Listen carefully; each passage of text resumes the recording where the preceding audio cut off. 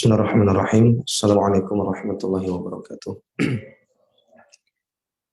Alhamdulillah hamdan katsiran thayyiban mubarakan fi mubarakan alaihi kama yuhibbu rabbuna wa yarda. Wa ashhadu an la ilaha illallah wahdahu la syarikalah wa ashhadu anna Muhammadan abduhu wa rasuluhu sallallahu alaihi wa ala alihi wa sahbihi ajma'in, amma ba'd. Kaum muslimin dan muslimat rahimani wa rahimakumullah. Alhamdulillah, puji dan syukur kita panjatkan kepada Allah Rabbul Alamin atas limpahan nikmat dan karunia yang Allah Ta'ala curahkan kepada kita semua hingga saat ini. Dialah Allah yang telah mengingatkan kepada kita semua akan banyaknya curahan nikmat yang Allah berikan kepada kita. Allah Ta'ala berfirman, "Wa in ta'uddu ni'matallahi la tuhsuha. Innal insana ladzalumun kafar." Dan kalaulah sekiranya kalian ingin coba-coba menghitung nikmat yang Allah berikan kepada kalian, maka niscaya kalian tidak akan pernah sanggup untuk menghitungnya. Sesungguhnya manusia itu pelaku kezaliman dan kekufuran. Inilah gambaran banyaknya nikmat yang Allah anugerahkan kepada kita semua, jemaah yang dimuliakan Allah. Sampai-sampai andai kata berkumpul seluruh pakar ekonomi di dunia ini untuk bisa menghitung nikmat yang Allah berikan, tidak ada seorang pun di antara kita yang mampu untuk menghitungnya. Oleh karena itu tiada anjuran di dalam syariat kita menghitung nikmat Allah. Sebab dia adalah hal yang mustahil untuk dapat dilakukan seorang hamba. Yang kita dianjurkan adalah mengingat-ingat nikmat Allah. Karena dengan mengingat nikmat Allah itulah yang akan memudahkan kita semua untuk bisa mensyukurinya. Makanya para ulama mengatakan at-tadzakur bin ni'am sababun min asbabis syukur. Mengingat nikmat Allah itu merupakan salah satu sebab yang akan memudahkan seseorang untuk mampu mensyukuri nikmat yang Allah Ta'ala berikan. Karena bersyukur terhadap nikmat itu hukumnya wajib. Demikian jamaah yang dimuliakan Allah. Dan di antara nikmat yang begitu besar yang Allah anugerahkan kepada kita adalah ketika Allah masih berkenan untuk mengumpulkan kita semua di tempat yang mulia ini, di tempat yang baik ini, dalam rangka yang hal yang baik pula.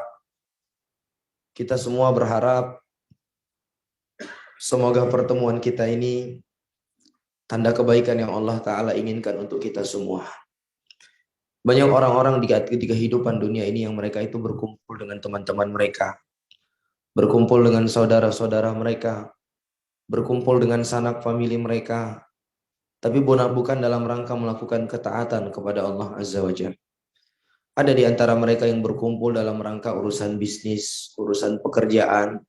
Akan tidak sedikit pula di antara mereka yang berkumpul dalam rangka melakukan suatu hal yang mendatangkan kemurkaan Allah.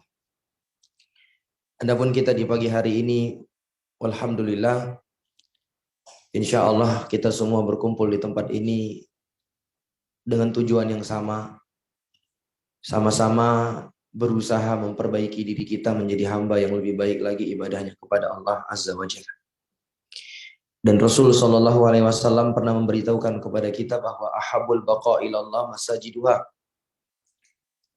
Tempat yang paling Allah cintai di atas muka bumi ini adalah masjid. Subhanallah. Oleh karena itu jamaah yang dimuliakan Allah, tidak pertemuan yang lebih indah, tidak pertemuan yang lebih istimewa dibandingkan pertemuan antara hamba-hamba Allah di tempat yang paling dicintai oleh Allah, yaitu di dalam masjid. Kemudian salawat dan riding salam tentunya tidak lupa kita sanjung sajikan kepada junjungan kita Nabi besar Muhammad ibn Abdillah salawatullahi wassalamuhu alaih, kepada keluarga beliau, para sahabat beliau, serta orang-orang yang mengikuti jalan beliau hingga akhir zaman. Jamaah yang dimuliakan Allah, walhamdulillah kembali Allah memberikan kemudahan kepada kita untuk bisa melanjutkan pelajaran rutin kita, membahas silsilah kisah-kisah para nabi dan rasul. Dan sebagaimana yang sering sekali kita ulang, mempelajari perjalanan hidup para nabi dan rasul itu terdapat sekian manfaat yang sangat luar biasa di dalam kehidupan seorang hamba. Di antaranya dia akan mampu mengambil berbagai macam pelajaran berharga di balik kisah para nabi dan rasul. Karena Allah Ta'ala berfirman, laqad kana fi qasasihim ibratun li ulil albab, ma kana haditsan yuftara. Sungguh pada kisah-kisah mereka itu terdapat pelajaran, kata Allah. Terdapat renungan liulil albab, bagi mereka yang memiliki hati.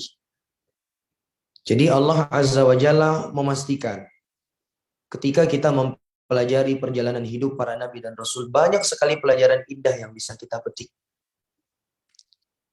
Berbeda dengan kisah-kisah selain mereka. Ketika kita membaca kisah perjalanan manusia selain para nabi dan rasul, belum tentu kita mendapatkan pelajaran. Bahkan tidak sedikit ketika kita membaca perjalanan hidup mereka-mereka yang ditokohkan di kehidupan dunia ini, bukan dari kalangan para nabi dan rasul, bukan pula termasuk orang-orang soleh, kita justru mendapati hati kita ini semakin keras. Hati kita ini semakin tamak dan rakus terhadap kehidupan dunia. Tidak percaya? Coba kita baca bagaimana biografi mereka-mereka orang-orang terkaya di kehidupan dunia ini. Kita akan mendapati hati kita ini semakin condong pada kehidupan dunia. Hati kita semakin rakus dengan kehidupan dunia tadi. Tapi kalau kita mempelajari perjalanan hidup para nabi dan rasul, dipastikan jamaah yang dimuliakan Allah, banyak pelajaran yang bisa kita petik. Begitu juga jamaah yang dimuliakan Allah, di antara manfaat mempelajari perjalanan hidup para nabi dan rasul akan memberikan kekuatan tersendiri bagi seorang hamba untuk dia tetap bisa istiqomah di atas jalan Allah Azza wa Jalla. Makanya Allah Ta'ala mengatakan, wa kullan naqussu 'alaika min amba'ir rusul ma nusabbitu bihi fuadak. Semua kisah para rasul yang kami ceritakan kepada engkau wahai Nabi Muhammad adalah kisah yang akan membuat hatimu itu semakin kokoh. Jadi orang kalau dia mempelajari perjalanan hidup para nabi dan rasul, jamaah yang dimuliakan Allah, akan membuat dia semakin tegar berjalan di atas agama Allah. Sebagaimana kita ketahui bersama bahwa tidaklah seorang hamba itu menempuh jalan yang telah ditempuh oleh para nabi dan rasul, melainkan dia pasti akan mendapatkan berbagai macam cobaan dan rintangan. Ada kalanya cobaan itu datang dari orang-orang yang ada di kampungnya. Ada kalanya cobaan itu datang dari tetangganya. Bahkan ada kalanya cobaan itu datang dari karib kerabatnya sendiri. Bahkan kalau kita masih ingat bagaimana kita mempelajari kisah Nabi Nuh alaihi salam. Orang yang memusuhi Nabi Nuh itu siapa jamaah? Istri beliau sendiri, anak beliau sendiri, subhanallah. Nah kalau kita merasakan hal yang demikian, kita mendapatkan berbagai macam cobaan dari arah-arah yang subhanallah, itu tadi yang telah kita sebutkan. Maka insya Allah kita akan lebih mudah untuk bisa bersabar. Itu para nabi dan rasul saja diuji dengan ujian yang demikian. Makanya jamaah yang dimuliakan Allah, kalau kita melihat berbagai surat, seperti misalnya surat Yusuf. Itu surat Yusuf itu merupakan surat Makkiyah.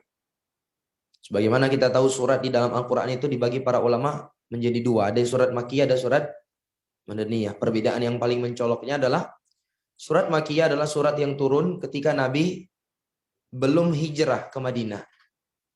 Adapun surat Madaniyah adalah surat yang turun setelah Nabi hijrah ke Madinah.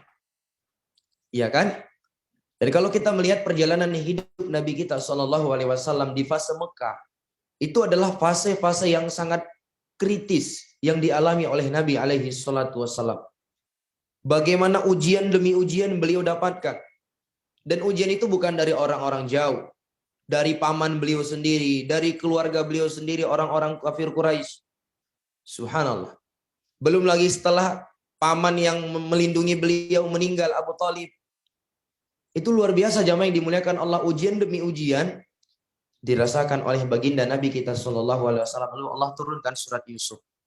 Yang di dalam surat Yusuf itu Allah Ta'ala berbicara tentang bagaimana ujian yang dialami oleh Nabi Yusuf dari siapa? saudara-saudaranya sendiri. Nabi Yusuf memiliki 11 orang saudara. 10 diantaranya bersekongkol ingin membunuh Nabi Yusuf alaihissalam. Ini sengaja Allah ceritakan kepada Nabi kita alaihi salatu wassalam di saat Nabi mendapatkan ujian yang sama dari keluarga beliau sendiri. Ini tujuannya apa kira-kira? Untuk menenangkan Nabi alaihi salatu wassalam. Bahwa yang mendapatkan ujian demikian bukan hanya beliau. Demikian juga kita hari ini, jamaah yang dimuliakan Allah. Mungkin kita tidak semua keluarga kita sepaham dengan kita. Tidak semua keluarga kita diberikan oleh Allah Azza wa Jalla hidayah mengenal sunnah. Mungkin ada dari keluarga kita yang menentang dakwah sunnah, yang mengolok-olok kita tatkala berusaha mengamalkan sunnah Rasul alaihi salatu wassalam. Maka dengan kita mempelajari perjalanan hidup mereka akan membuat kita itu lebih lapang dadanya. Akan membuat kita lebih mampu untuk istiqomah. Ketika kita sudah mulai menerapkan sunnah-sunnah Nabi alaihi salatu wassalam, kita pun diejek dengan lakop-lakop yang jelek. Sabar jemaah. Ingat para nabi dan rasul juga demikian. Makanya Allah katakan, wa kadzalika ja'alna likulli nabiyyin aduwan syayatinal insi wal jin.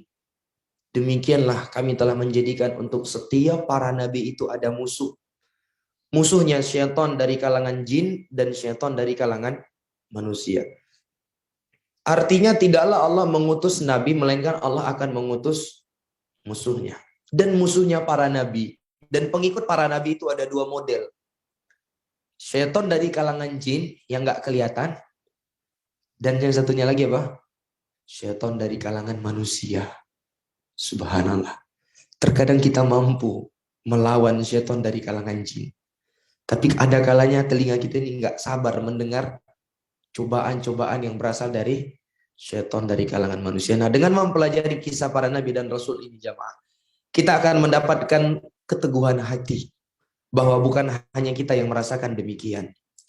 Begitu juga di antara manfaat mempelajari perjalanan hidup para nabi dan rasul, kita akan mengenal bagaimana uslub metode dakwah yang telah diemban oleh mereka. Apa yang pertama sekali mereka sampaikan ketika mereka ingin mendakwahi suatu kaum. Ini penting jamaah yang dimuliakan Allah. Supaya kita tidak salah jalur di dalam mendakwah. Di dalam mengajak mereka manusia kembali kepada Allah Azza wa Jalla. Kita tahu mana yang harus jadi skala prioritas kita di dalam berdakwah. Karena memang ada orang-orang yang dia berdakwah. Isi kajian di mana-mana. Tapi isi kajiannya pembahasan tentang fikih rumah tangga saja. Tentang bagaimana akhlak kepada orang tua. Akhlak sesama tetangga. Memang ini pembahasan yang bagus, jamaah yang dimuliakan Allah. Tapi bukan ini pembahasan yang penting.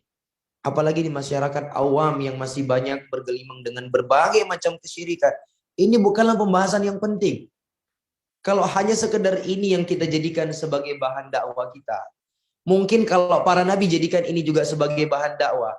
Nggak akan terjadi pertentangan antara nabi dengan orang-orang kafir Quraisy. Nabi Nuh tidak perlu diejek-ejek oleh kaumnya. Nabi Ibrahim tidak perlu harus dibakar dan diusir oleh kaumnya. Andai kata hanya ini yang kita jadikan sebagai bahan dakwah kita. Ceramah di sini yang dibahas adalah fikih rumah tangga. Ceramah ke sini yang dibahas akhlak kepada tetangga. Ceramah ke sini yang dibahas adalah bagaimana berbakti kepada kedua orang tua. Subhanallah.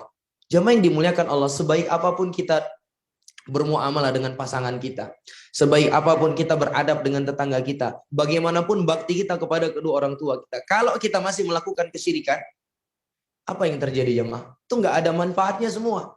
Makanya Allah katakan, la in asyrakta la yahbatanna 'amaluka wa la takunanna minal khasirin. Wahai Muhammad, kalau kamu melakukan kesyirikan, ini nabi yang diancam oleh Allah. Kalau kamu melakukan kesyirikan, maka akan hangus seluruh amalanmu. Dan engkau akan menjadi orang-orang yang merugi. Subhanallah. Jadi dengan mempelajari perjalanan hidup para nabi dan rasul, kita akan tahu jamaah yang dimuliakan Allah. Apa yang harus menjadi skala prioritas kita ketika mendakwai seseorang. Ajarkan dia tentang tauhid kepada Allah. Kenalkan dia kepada Allah. Sadarkan dia bahwa dia ini adalah hamba Allah Azza wa Jalla. Kalau dia sudah paham itu jamaah yang dimuliakan Allah, semua hal-hal yang lain itu akan mudah untuk dia tinggalkan. Seluruh bentuk jenis ketaatan akan mudah untuk dia kerjakan. Tidakkah kita melihat bagaimana perjalanan dakwah Nabi kita Shallallahu Alaihi Wasallam? 13 tahun kurang lebih beliau di Mekah mendakwahi manusia di situ. Kira-kira apa yang menjadi tema pembahasan Nabi jemaah? Tauhid. Tauhid jemaah. Ya, ibadah puasa belum ada. Zakat belum. Haji apalagi belum. Karena haji hanya diwajibkan sejak tahun 6 Hijriah. Salat ya beberapa tahun, 2 tahun kurang lebih Nabi sebelum hijrah baru disyariatkan salat. Selain itu apa? Ya tauhid yang dibahas oleh Nabi alaihi salatu wasallam diterangkan kepada para sahabatnya. Subhanallah. Dalam keadaan Nabi masih menyaksikan para sahabat minum khamar nih. Sahabat minum khamar itu di hadapan Nabi alaihi salatu wasallam. Nabi sallallahu alaihi wasallam biarkan. Subhanallah. Karena Nabi tahu ketika nanti iman mereka ini sudah kuat, sudah kokoh, disitulah momen yang pas kita untuk melarang mereka. Makanya tatkala iman mereka sudah kuat dan turunlah firman Allah Azza wa Jalla yang melarang tentang khamar, apa yang terjadi? Ada nggak para sahabat mengatakan nanti dulu, ini tanggung kali baru aja dibeli, ini stoknya masih banyak? Nggak ada. Dihancurkan semua kendi-kendi persediaan khamar mereka. Sampai-sampai disebutkan bagaimana kota Madinah pada waktu itu banjir apa jemaah? Khamar. Sampai ada para sahabat yang tadinya dia minum dalam keadaan khamar itu masih halal. Tidak berapa lama datang seorang memberitahukan bahwa khamar sudah diharamkan. Yang baru dia minum padahal itu halal. Dikorek kembali, dimuntahkan. Subhanallah. Apa yang membuat mereka bisa demikian? Karena keimanan yang sudah kuat tertancap di dalam jiwa mereka. Dan kita sekarang hari ini datang ke keluarga kita. Yang keluarga kita masih sangat jauh dari Allah Azza wa Jalla. Kemudian langsung kita ingatkan dia tentang kebiasaan-kebiasaan buruk yang dia kerjakan. Memang tidak masalah. Tapi ada baiknya itu tadi. Tempuhlah metode yang telah ditempuh oleh Nabi alaihi salatu wasallam. Bersabar sebentar. Demikian jamaah yang dimuliakan Allah. Karena memang ada orang yang kayak gitu. Begitu dengar kajian, Masya Allah. Bahwasanya di TV itu banyak sekali sumber kerusakan. Wanita-wanita buka aurat terlihat di situ, ini itu. Akhirnya pulang ke rumah, TV dirusakkan sama dia. Subhanallah. Ini kira-kira tanggapan keluarganya gimana coba? Yang salahkan siapa? Ustadznya lah yang disalahkan ini. Mengaji di mana nih? Ustaz Ahmad rupanya. Kita pula yang kena, subhanallah. Begitu dengar pengajian dia bahwa Rasulullah alaihi salatu wasallam mengatakan illal malaikata la tadkhulu baitan fihi suratu wa kalb. Sesungguhnya malaikat itu nggak akan masuk ke dalam rumah yang di rumah itu masih dipajang foto-foto makhluk bernyawa dan ada di dalam rumah itu anjing. Malaikat rahmat tidak akan masuk.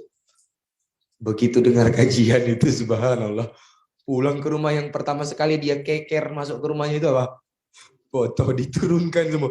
Foto keluarga, di situ ayahnya, situ mamanya, situ kakaknya, situ adiknya. Hilang ya, Pak. Ini yang salah siapa? Ustadz yang salah. Ini pengajiannya di mana ini? Subhanallah. Jadi apa yang membuat terjadinya hal yang seperti itu? Itu tadi, uslub di dalam berdakwah itu tidak dipahami. Jadi dalam berdakwah itu jamaah yang dimuliakan Allah. Ada hal yang menjadi skala prioritas kita. Lihat bagaimana tatkala Nabi alaihi salatu wasallam mengutus Mu'ad bin Jabal ke Yaman. Apa yang Nabi beritakan kepada Mu'ad? Ajak mereka untuk mentauhidkan Allah Azza wa Jalla. Kalau mereka sudah mentauhidkan Allah, baru perintahkan mereka sholat. Setelah itu kalau mereka udah mau sholat, baru apa? Zakat. Subhanallah. Demikian jamaah yang dimuliakan Allah. Jelas ya? Jadi banyak sekali pelajaran yang bisa kita petik dari perjalanan para nabi dan rasul. Yang tentunya jamaah yang dimuliakan Allah, setidaknya selama kita hidup di atas muka bumi, kita pernah menyelesaikan perjalanan hidup manusia-manusia terbaik yang pernah Allah Ta'ala utus di atas muka bumi. Tidak manusia yang lebih baik, lebih indah perjalanan hidup mereka dibandingkan para nabi dan rasul. Baik, di kesempatan kali ini kita akan membahas kisah tentang seorang Nabiullah Nabi Ismail alaihi salam. Sebagaimana di pertemuan yang sebelumnya,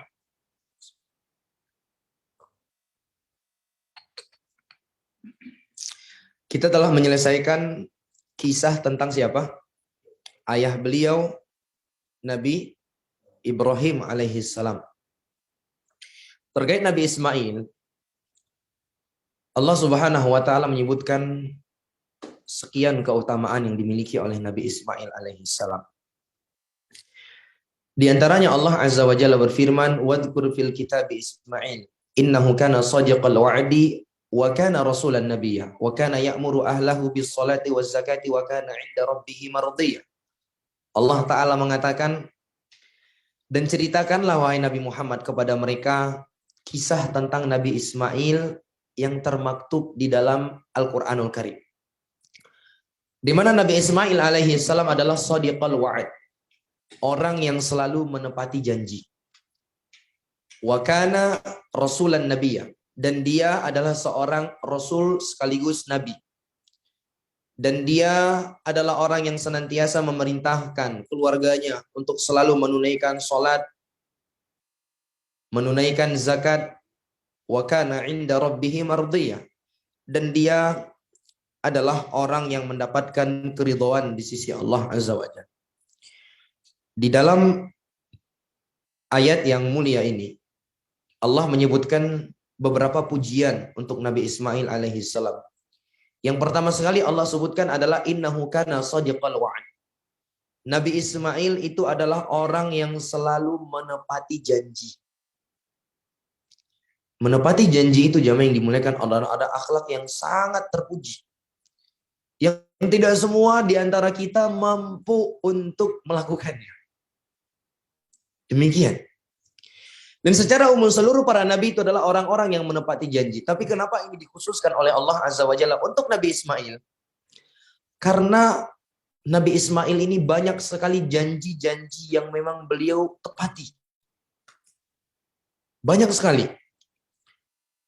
Bahkan di antara janji yang paling besar yang ditepati oleh Nabi Ismail alaihissalam adalah tatkala beliau diperintah oleh Allah Azza wa Jalla untuk disembelih oleh ayahnya. Yang Allah katakan, falamma balagha ma'ahu as-sa'ya qala ya bunayya inni ara fil manami anni adbahuk. Fanzur madza tara. Qala ya abati if'al ma tu'mar. Satajiduni insyaallahu minas sabirin. Allah mengatakan, dan tatkala Nabi Ismail telah menginjak usia remaja, sa'i, maka Nabi Ibrahim mengatakan, wahai anakku, sesungguhnya aku melihat di dalam mimpiku aku menyembelih engkau. Fanzur madza tara, maka perhatikan bagaimana pendapat kamu. Maka Nabi Ismail pun mengatakan, ya abati if'al ma tu'mar. Wahai ayahku, lakukanlah apa yang Allah perintahkan kepada engkau. Satajiduni insyaallahu minas sabirin. Insyaallah engkau akan mendapati aku termasuk orang-orang yang mampu bersabar. Dan benar jamaah yang dimuliakan Allah, ketika Nabi Ibrahim alaihi salam menyembelih Nabi Ismail, tidak sedikit pun Nabi Ismail itu berkutik. Beliau benar-benar memenuhi janjinya. Subhanallah. Ya, mungkin ada saja orang yang mampu mengatakan demikian, tapi tatkala pisau itu sudah di depan dia, goyang juga kan? Subhanallah. Tadi ketika belum lihat pisau, dia nggak apa-apa, bismillah terus. Tapi begitu udah tengok pisau di depan dia, bisa jadi goyang. Tidak dengan Nabi Ismail alaihi salam. Beliau sedikit pun tidak bergeming. Beliau menepati janjinya. Subhanallah. Dan juga disebutkan di dalam beberapa riwayat Israiliyat, suatu ketika Nabi Ismail alaihissalam berjanji dengan seseorang untuk bertemu di suatu tempat. Subhanallah. Ternyata orang yang teman janjian Nabi Ismail itu nggak datang. Kalau biasanya kita ketemu, janji di suatu tempat, kita tunggu sejam, 2 jam nggak datang, apa yang kita lakukan? Pulang. Nabi Ismail tidak. Nabi Ismail tunggu di tempat itu berhari-hari. Subhanallah. Demikian jamaah yang dimuliakan Allah. Jadi sekali lagi menepati janji adalah akhlak yang sangat terpuji, yang tidak sepantasnya ini hilang dari diri kita semua. Kemudian juga di antara pujian yang Allah berikan kepada Nabi Ismail di dalam ayat ini, beliau dipuji oleh Allah sebagai orang yang memiliki semangat memerintahkan keluarganya untuk menunaikan sholat dan menunaikan zakat. Kepedulian terhadap keluarga beliau. Kepedulian terhadap ibadah yang dikerjakan oleh keluarga beliau. Demikian jamaah yang dimuliakan Allah. Jadi Seorang mukmin itu tidak dikenal di dalam hidupnya itu istilah kamu siapa lo siapa gua, itu nggak dikenal sama seorang mukmin. Apalagi terhadap keluarganya yang tinggal satu rumah dengan dia, dia harus memiliki kepedulian. Apalagi seorang ayah, dia peduli dengan ibadah anak-anaknya, dengan sholat anak-anaknya. Tidak boleh dia melalaikan itu. Karena kita semua nanti akan ditanya oleh Allah Azza wa Jalla pada hari kiamat. Subhanallah. Begitu juga pujian yang Allah berikan kepada Nabi Ismail di dalam ayat ini adalah beliau disebut oleh Allah Azza wa Jalla sebagai seorang nabi dan rasul. Dan ini adalah kedudukan yang paling tinggi yang dimiliki oleh seorang hamba. Dia diangkat oleh Allah menjadi seorang nabi dan rasul. Demikian juga jamaah yang dimuliakan Allah, di antara keutamaan yang dimiliki oleh Nabi Ismail, beliaulah yang telah membangun Baitullah Ka'bah yang kita lihat hari ini. Ditemani dengan ayah beliau, Nabi Ibrahim alaihi salam. Allah Ta'ala mengatakan, wa idh yarfa'u Ibrahimul qawa'ida minal baiti wa Ismailu rabbana taqabbal minna innaka antas sami'ul alim. Dan ingatlah tatkala Nabi Ibrahim merampungkan, meninggikan, membina pondasi Ka'bah bersama dengan Nabi Ismail alaihi salam, lalu mereka pun mengatakan, wahai Tuhan kami, terimalah ibadah kami ini, sesungguhnya Engkau adalah Zat yang Maha mendengar lagi Maha mengetahui. Baik, ini dia beberapa keistimewaan yang dimiliki oleh Nabi Ismail alaihi salam. Nah, adapun proses lahirnya Nabi Ismail alaihi salam, sebagaimana yang telah kita ketahui bahwa Nabi Ismail itu adalah anugerah yang sangat besar yang Allah Ta'ala janjikan kepada Nabi Ibrahim alaihissalam. Tatkala Nabi Ibrahim diusir oleh kaumnya dari mana? Di mana Nabi Ibrahim lahir? Di Babil, di Irak sana. Diusir Nabi Ibrahim alaihissalam karena mendakwahkan tauhid. Lalu di tengah-tengah itu Nabi Ibrahim berdoa kepada Allah, Rabbi habli minas salihin. Wahai Rabbku, anugerahkanlah kepada aku seorang anak yang soleh. Anugerahkanlah kepada aku anak keturunan yang soleh. Maka Allah Azza wa Jalla memberikan kabar gembira kepada Nabi Ibrahim. Kata Allah Ta'ala, fabasyarnahu bigulamin halim. Lalu kami berikan dia kabar gembira bahwa dia akan mendapatkan seorang anak yang halim. Seorang anak yang penyabar. Subhanallah. Namun perlu diketahui bahwa Nabi Ismail ini lahir tatkala Nabi Ibrahim itu sudah menginjak usia senja. Ya, sebagian para ulama mengatakan Nabi Ismail ini lahir tatkala Nabi Ibrahim itu berusia 80 tahun. Subhanallah. Apa pelajaran yang bisa kita ambil di sini jamaah yang dimuliakan Allah? Pelajaran yang bisa kita ambil di sini bahwa bagaimana keyakinan yang besar dan baik sangkanya Nabi Ibrahim kepada Allah Azza wa Jalla. Beliau tidak sedikit pun mencurigai Allah hanya berdasarkan faktor duniawi. Usia beliau 80 tahun. Tapi beliau tidak sedikit pun berputus asa dari Allah Azza wa Jalla.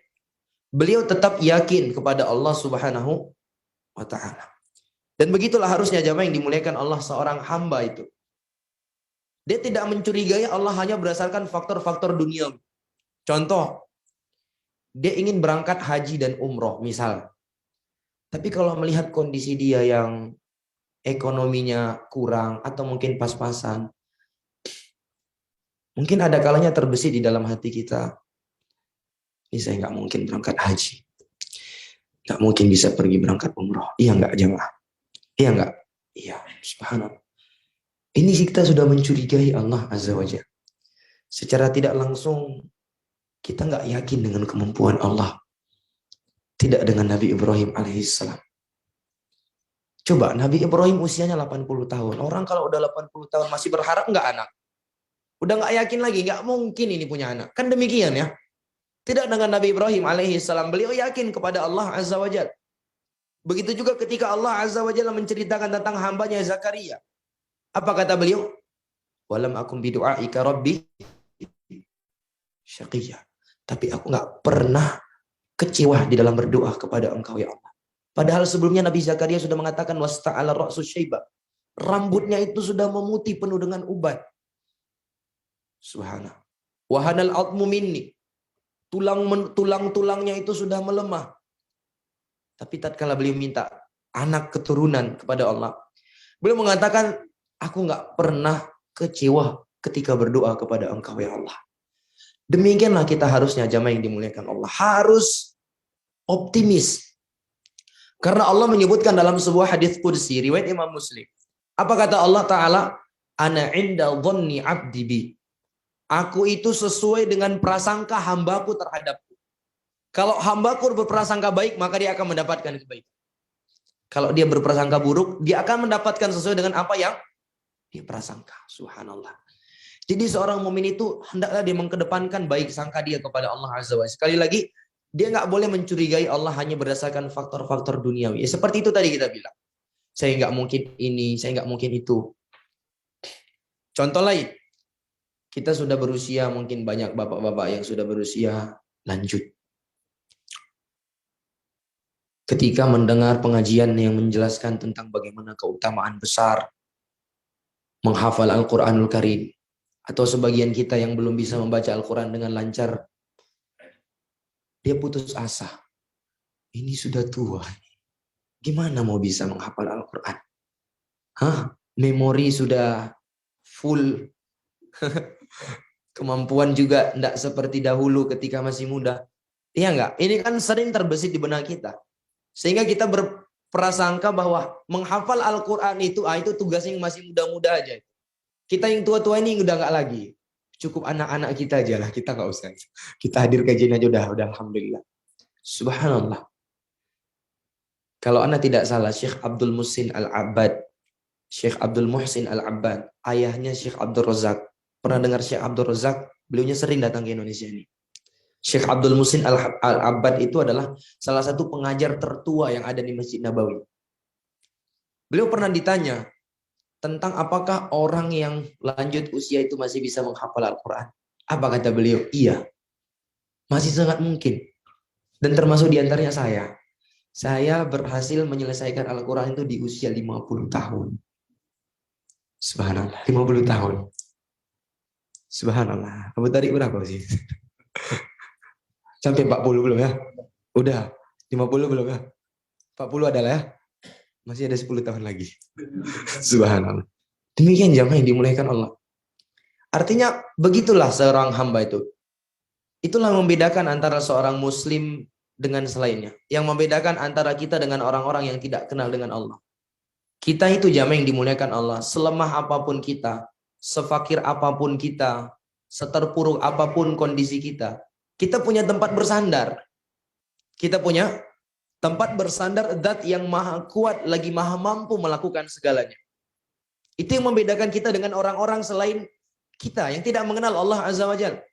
Sekuat apapun mereka nggak punya tempat bersandar. Sehingga di antara mereka ada yang bersandar hanya dengan kekayaannya. Kekayaan sebanyak apapun dia pasti akan berkurang. Ada di antara mereka yang bersandar dengan kekuatan fisik yang dia miliki. Kekuatan fisik sehebat apapun dia pasti lama-lama akan melemah. Tapi kita jamaah yang dimuliakan Allah, selemah apapun kita punya tempat bersandar, yaitu Allah Azza wa Jalla. Lihat bagaimana Nabi Ibrahim alaihissalam di kondisi terpuruk beliau. Setelah tadinya beliau dibakar, diusir oleh kaumnya. Ada nggak itu beliau berputus asa, kemudian gantung tali bunuh diri? Enggak. Beliau berdoa sama Allah Azza wa Jalla. Ada tempat bersandarnya. Subhanallah. Demikian jamaah. Makanya di antara ucapan yang sangat indah yang sering disebutkan oleh Syekh Muhammad Al-Imam, beliau mengatakan manittakala ala nafsihi zalla wa manittakala ala malihi qalla wa manittakala ala ghairihi malla wa manittakala ala Allah fa innallaha la zalla wa la qalla wa la malla. Siapa yang menggantungkan urusannya kepada dirinya sendiri, dia akan tergelincir. Akan tergelincir. Kalau kita hanya mengandalkan diri kita ini, siapalah diri kita ini? Kita akan tergelincir. Kalau kita menyandarkan di urusan kita itu kepada harta yang kita miliki, qollah. Apa arti qollah? Akan sedikit. Sebanyak apapun aset, pasti ada kalanya dia berkurang. Wa manittakala ala ghairihi mallah.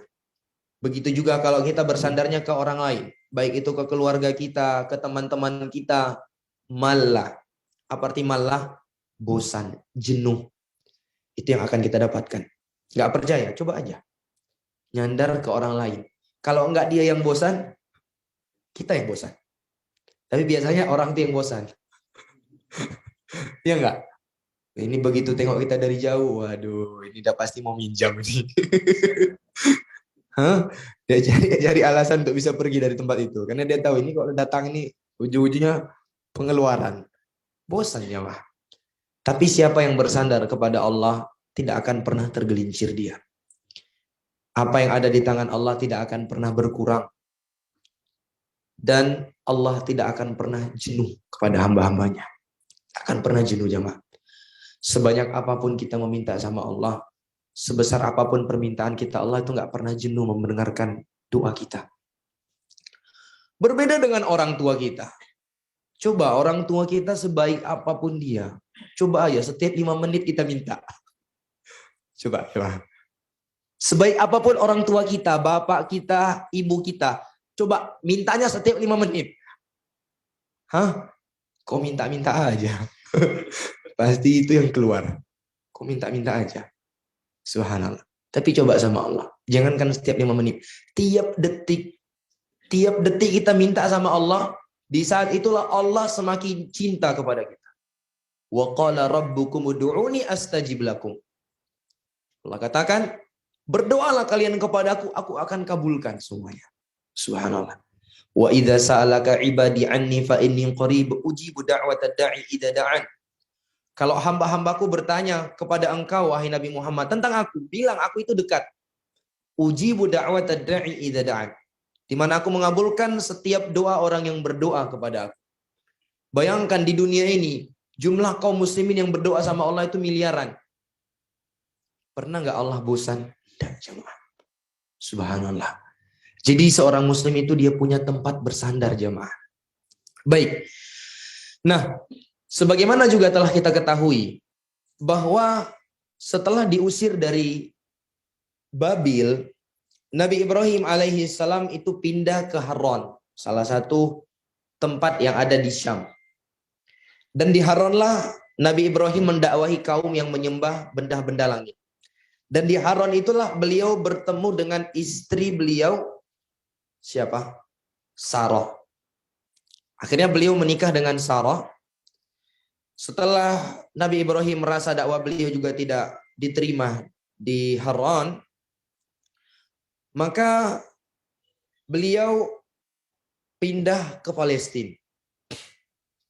Beliau berjalan ke Palestina dan melewati negeri Mesir pada waktu itu. Dan di Mesir terjadi sebuah insiden yang Nabi Ibrahim dengan istri beliau ditangkap oleh seorang raja yang suka mengoleksi wanita-wanita cantik. Sebagaimana telah kita sebutkan di perjalanan Nabi Ibrahim alaihissalam. Yang singkat cerita, Allah Ta'ala menyelamatkan Sarah dari cengkeraman raja yang zalim tersebut. Dan akhirnya raja tersebut menghadiahkan kepada mereka siapa? Hajar. Yang konon katanya ada yang mengatakan Hajar itu adalah pelayannya raja, ada pula yang mengatakan putrinya sang raja. Dan tentu dari sini kita ketahui bahwa Hajar juga seorang wanita yang sangat cantik. Dan disebutkan sesampainya mereka di Palestina, Nabi Ibrahim dengan istri beliau yang ditemani oleh Hajar, yang statusnya pada saat itu sebagai pelayan Sarah karena dihadiahkan kepada Sarah, mereka tinggal di situ selama 20 tahun. Dan selama kurun waktu tersebut, Sarah belum juga dikaruniai oleh Allah Azza wa Jalla seorang anak. Sehingga melihat suaminya yang telah lanjut usia, kurang lebih usianya tadi 80 tahun, dan Sarah sudah mengetahui dirinya ini mandul, maka Sarah berinisiatif untuk menghadiahkan Hajar dinikahi oleh Nabi Ibrahim alaihissalam. Dia berharap setidaknya Hajar ini mampu memberikan keturunan kepada siapa? Kepada Nabi Ibrahim alaihissalam. Subhanallah, ini istri yang soleh, rela berkorban demi kemaslahatan suaminya. Subhanallah. Makanya ada sebuah ungkapan bahwa di dalam Al-Quran itu Allah menyebutkan ada 4 model rumah tangga. Yang pertama, ada yang suaminya kafir, istrinya juga kafir. Siapa itu? Siapa dia, mah? Keluarga siapa nih? Abu Lahab. Suaminya kafir, istrinya kafir. Yang kedua, Ada yang suaminya beriman, istrinya kafir. Siapa tuh? Nabi Nuh, Nabi Lut. Suaminya beriman, istrinya kafir. Yang ketiga, ada yang suaminya kafir, istrinya beriman. Fir'aun. Yang keempat, ada yang suaminya beriman, istrinya beriman. Siapa ini? Nabi Ibrahim alaihi salam. Jadi kalau ibu-ibu ditanya mana yang pengen dari 4 jenis keluarga ini, pasti mereka jawab siapa? Nabi Ibrahim. Tapi Nabi Ibrahim istrinya berapa? Istrinya ada 2, subhanallah. Jadi pilih Nabi Ibrahim atau pilih Fir'aun? Fir'aun aja Ustaz. Biar kami yang beriman suami kafir, subhanallah. Taib. Dan jamaah yang dimuliakan Allah, benar saja. Setelah Nabi Ibrahim alaihissalam menikahi Hajar, tidak beberapa lama Hajar pun mengandung dan melahirkan seorang anak yang diberi nama Ismail alaihissalam. Ismail ya. Ismail lebih tua daripada Ishak. Usia mereka disebutkan para ulama terpaut 14 tahun. Jadi setelah 14 tahun Nabi Ismail lahir, barulah Nabi Ishak lahir. Nah, perlu diketahui, meski Sarah lah yang berinisiatif untuk merelakan Hajar dinikahi oleh suaminya Nabi Ibrahim alaihissalam, ternyata kelahiran Ismail itu membuat Hajar cemburu. Subhanallah. Membuat Sarah cemburu. Sarah cemburu kepada Hajar bukan karena kecantikan. Karena soal kecantikan, Sarah memang disebutkan adalah wanita tercantik yang hidup di dunia pada waktu itu, di masanya. Begitu juga Sarah cemburu kepada Hajar itu bukan karena kasih sayang yang dimiliki oleh Nabi Ibrahim berimbang. Karena memang biasa seperti itu. Kalau suami itu sudah mulai punya istri lebih, mungkin ada salah satu yang dilebihkan. Ya kan? Tidak, bukan karena itu. Tapi di sini Sarah cemburu karena Hajar mampu memberikan kepada suaminya sesuatu yang tidak mampu diberikan oleh Sarah. Makanya Sarah cemburu kepada Hajar. Dan tidak diragukan jamaah yang dimuliakan Allah, bahwa Sarah adalah wanita yang sangat soleha. Tidak diragukan bagaimana kesolehan beliau. Di mana terlihat di saat seluruh manusia meninggalkan Nabi Ibrahim, siapa yang setia menemani beliau? Sarah. Subhanallah. Ya kan? Terlihat pula bagaimana tatkala Sarah berdoa kepada Allah agar diselamatkan dari cengkraman raja yang zalim tadi, seketika Allah mengabulkan doa Sarah. Ini menunjukkan bagaimana kesolehan Sarah. Namun hal yang harus kita pahami jamaah yang dimuliakan Allah, sesoleh apapun wanita, wanita tetaplah wanita. Dia rentan dikalahkan oleh perasaannya. Dia rentan dikalahkan oleh rasa cemburunya. Subhanallah. Makanya kita jamaah yang dimuliakan Allah sebagai laki-laki, terkhusus para suami, jangan terlalu cepat di dalam menyalahkan wanita yang berubah sikap lantaran cemburunya. Ada sebuah kisah yang sangat indah disebutkan, diriwayatkan oleh Al-Imam Al-Bukhari dan selain beliau. Pernah suatu ketika Nabi alaihi salatu wasallam sedang berada di rumah Aisyah. Pada waktu itu ada teman-teman Nabi, sahabat Nabi. Tidak berapa lama terdengar suara ketukan pintu. Setelah dibuka, yang datang itu adalah salah seorang pelayan, utusan salah satu istri Nabi yang lain. Ngapain ini? Ngantarkan makanan. Terbayang? Ngantarkan makanan. Ternyata melihat hal itu, Aisyah radhiyallahu taala anha dikalahkan oleh rasa cemburu beliau. Spontan beliau memukul tangan pelayan tersebut sehingga mangkok yang berisi makanan itu jatuh, pecah. Subhanallah. Kira-kira kalau kita yang posisinya sebagai nabi pada waktu itu, apa yang kita lakukan jemaah? Hah?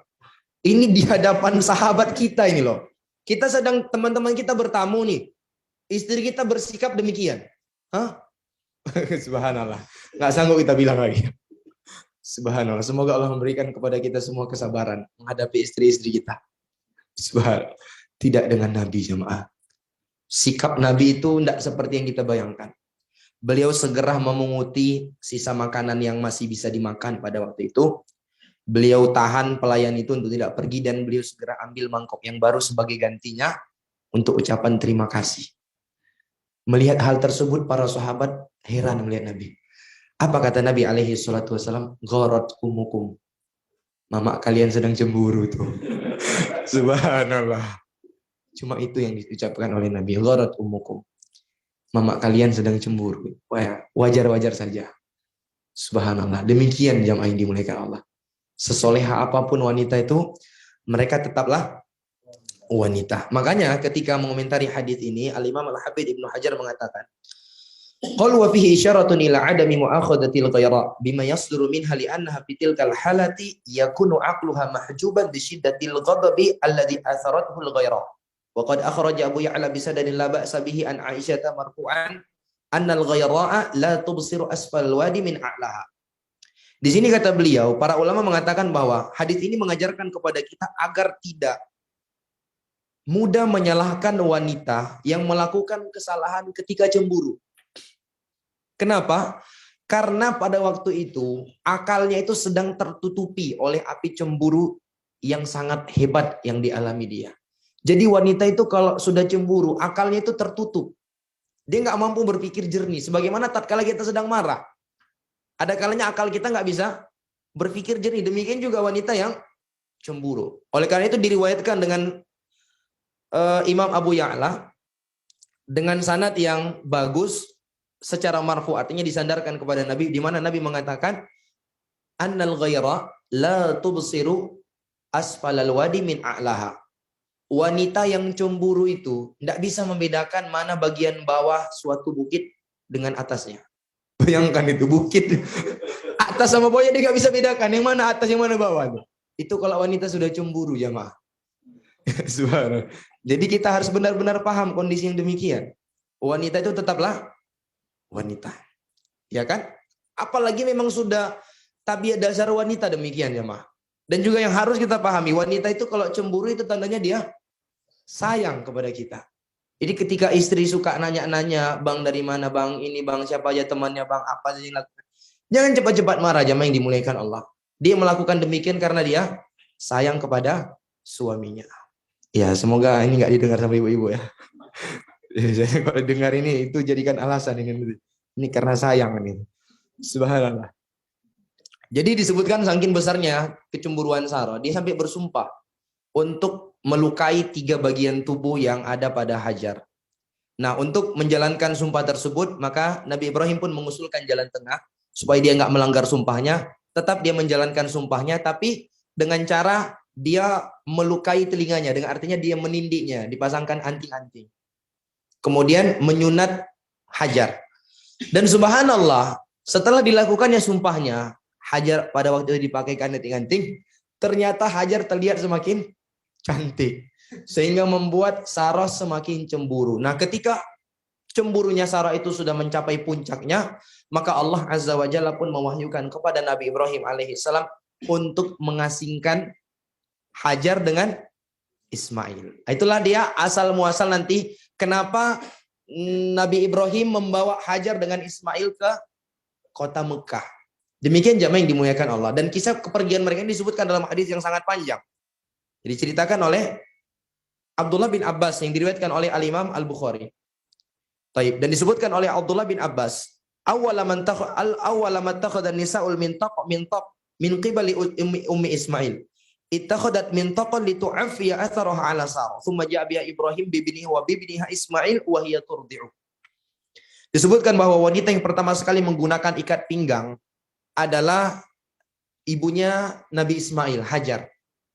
Tujuannya untuk menghapus jejaknya dari Sarah. Kemudian Nabi Ibrahim pun membawanya dengan anaknya Ismail dalam keadaan Ismail itu sedang disusui. Subhanallah. Dalam keadaan Ismail sedang disusui. Jadi disebutkan jamaah yang dimuliakan Allah, karena Sarah itu kecemburuannya sudah mencapai puncak, Allah mewahyukan kepada Nabi Ibrahim alaihissalam untuk membawa anak dan istri beliau ke Mekah. Diasingkan, jangan tinggal di Palestina lagi. Karena kalau tinggal berdampingan, ini bakalan ribut terus nanti ini. Taib, maka Allah wahyukan kepada Nabi Ibrahim untuk membawa istri beliau Hajar dan Ismail. Nah, saking besarnya kecemburuan Sarah, meskipun sudah dibawa pergi, dia tetap ngejar. Dia tetap apa? Ngejar siapa? Sarah. Ngejar Hajar. Nah, untuk menghapuskan jejak, terbayang ya, padang pasir, ada jejak tanah. Nah, untuk menghapus jejak, disebutkan Hajar itu memakai sesuatu yang dijatuhkan di belakangnya, supaya menghapus jejak kakinya Hajar. Semacam kain gitu diikatkan di pinggangnya. Jadi kalau jalan, kain ini nanti berfungsi untuk apa? Menghapus jejak jalannya. Jadi nggak kelihatan jejak jalannya. Demikian jamaah yang dimuliakan Allah. Nah, sampailah Nabi Ibrahim alaihi salam beserta Nabi Ibrahim beserta istri beliau Hajar dan anaknya Ismail di kota Mekah. Coba bayangkan. Dari Palestina kemana? Ke Mekah. Naik apa? Naik pesawat Garuda. Lah, naik apa kira-kira jemaah? Jalan kaki. Jalan kaki, subhanallah. Itu namanya pengorbanan. Karena memang untuk meraih surga Allah itu butuh pengorbanan. Subhanallah. Sebagaimana kata Imam Ibnu Qayyim, innal jannata la tunalu illa ala jisrin minat ta'ab. Surga itu tidak akan mungkin diraih oleh seorang hamba kecuali dia itu harus melewati sebuah jembatan yang penuh dengan kelelahan, penuh dengan keletihan, pengorbanan. Untuk bisa meraih surga Allah Azza wa Jalla itu tidak didapatkan dengan berleha-leha. Harus penuh dengan apa? Pengorbanan. Makanya kata para ulama, ajma'al uqala ala anna ni'am la tudraku bin ni'am. Orang-orang yang memiliki akal sehat itu sepakat. Nikmat itu tidak mungkin didapat dengan cara nikmat. Di dunia ini saya demikian. Untuk mendapatkan sesuatu yang enak, harus ada usaha nggak? Harus ada usaha kita. Harus ada pengorbanan kita. Itu di dunia. Begitu juga di kehidupan akhirat. Untuk bisa meraih surga Allah Azza wa Jalla, harus ada pengorbanan yang kita kerahkan, jamaah yang dimuliakan Allah. Harus ada kelelahan yang kita raih. Nah, sampailah Nabi Ibrahim dan Nabi Ismail alaihi salam beserta istri beliau di Mekah. Maka beliau pun memposisikan anak dan istri beliau di suatu tempat yang di tempat itulah nanti bakalan dibangun apa? Ka'bah. Dan di lokasi tepatnya Nabi Ismail dan istri beliau Hajar itu diletakkan, itulah tempat yang sekarang dikenal apa? Dengan Hijr Ismail. Hijr Ismail.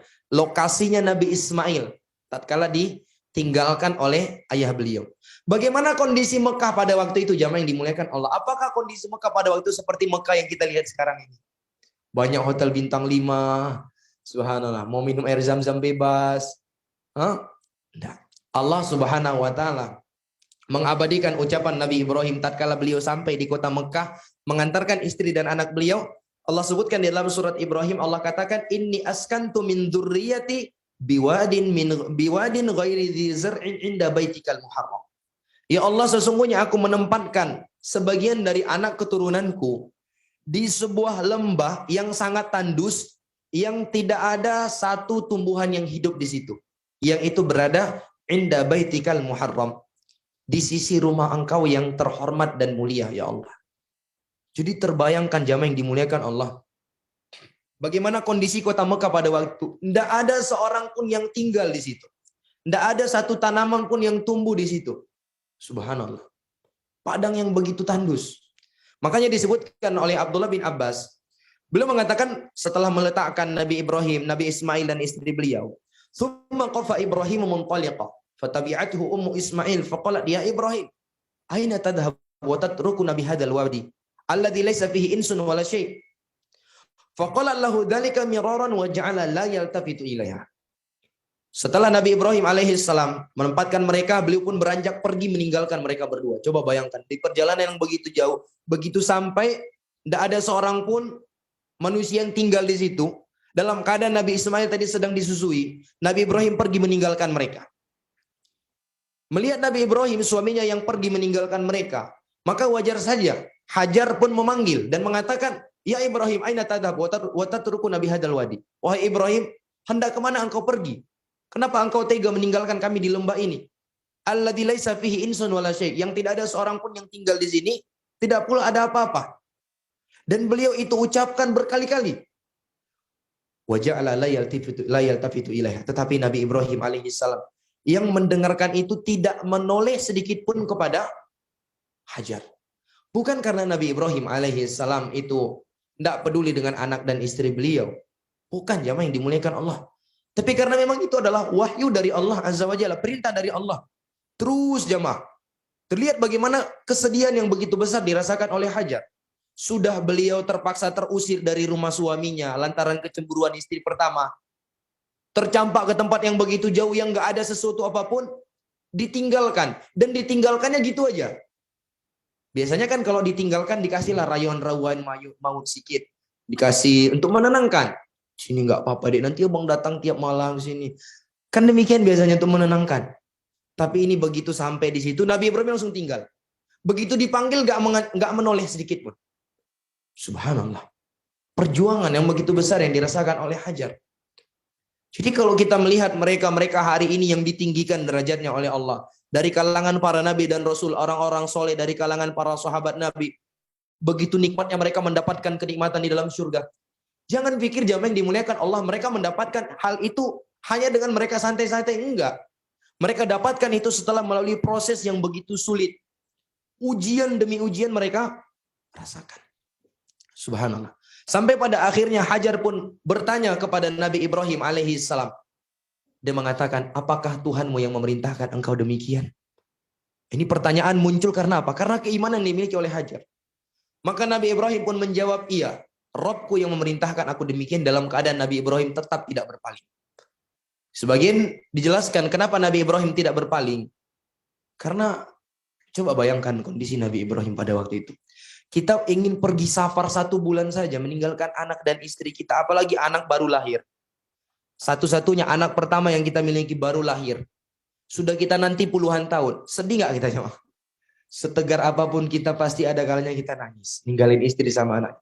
Itu safarnya 1 bulan. Yang setelah kita sampai di tempat safar masih bisa video callan. Ya kan? Tapi tetap kita nangis. Subhanallah.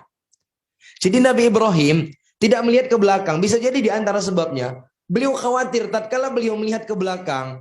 Hati beliau luluh, nggak sanggup menjalankan perintah Allah. Makanya untuk menjaga itu semua, tetap beliau tidak mau melihat ke arah mereka. Dia jawab, iya Allah yang memerintahkan aku demikian tanpa beliau berpaling sedikit pun. Subhanallah, jemaah yang dimuliakan Allah. Pengorbanan yang begitu besar. Mendengar demikian maka Hajar pun mengatakan, kalau begitu pergilah. Allah Subhanahu wa taala tidak akan menelantarkan kami. Jawaban dari wanita yang beriman. Dalam keadaan tidak seorang pun yang tinggal di situ. Subhanallah. Dan Nabi Ibrahim hanya menyediakan perbekalan makanan yang mungkin cukup sehari 2 hari. Dia mengatakan, pergilah. Kalau demikian Allah Subhanahu wa taala tidak akan meninggalkan kami. Subhanallah. Kemudian juga jamaah yang dimuliakan Allah, perlu diketahui bahwa peristiwa yang dilakukan oleh Nabi Ibrahim, yang dialami oleh Nabi Ibrahim mengantarkan anak dan istri beliau ke Mekah, jangan dipahami ini sebagai dalil, sebagai hal yang membolehkan bolehnya kita menelantarkan anak istri kita dengan tujuan dakwah. Sebagaimana ini yang dijadikan sebagai sandaran sebagian kelompok-kelompok sempalan yang membuat rusaknya citra dakwah Islam ini di tengah masyarakat. Apalagi orang-orang yang berjubah dan memelihara jenggot. Subhanallah. Benar. Mereka meninggalkan anak istri mereka, menelantarkannya tanpa peduli dengan kebutuhan nafkah mereka dengan alasan apa? Dakwah. Tuh lihat Nabi Ibrahim tinggalkan anak dan istri beliau untuk apa? Dakwah. Allah yang menanggungnya. Subhanallah. Ketika ditanya, apa yang kau tinggalkan kepada anak dan istrimu? Mereka menjawab seperti jawaban Abu Bakar As-Siddiq. Allahul Musta'an. Apa yang ditinggalkan? Allah dan Rasulnya. Macam betul kali ini jawabannya. Subhanallah. Benar nggak ini pendalilannya jamaah? Ini lihat bagaimana Nabi Ibrahim tinggalkan ini anak dan istri beliau. Bahkan ditinggalkan itu di tengah padang pasir yang nggak ada seorang pun tinggal di situ.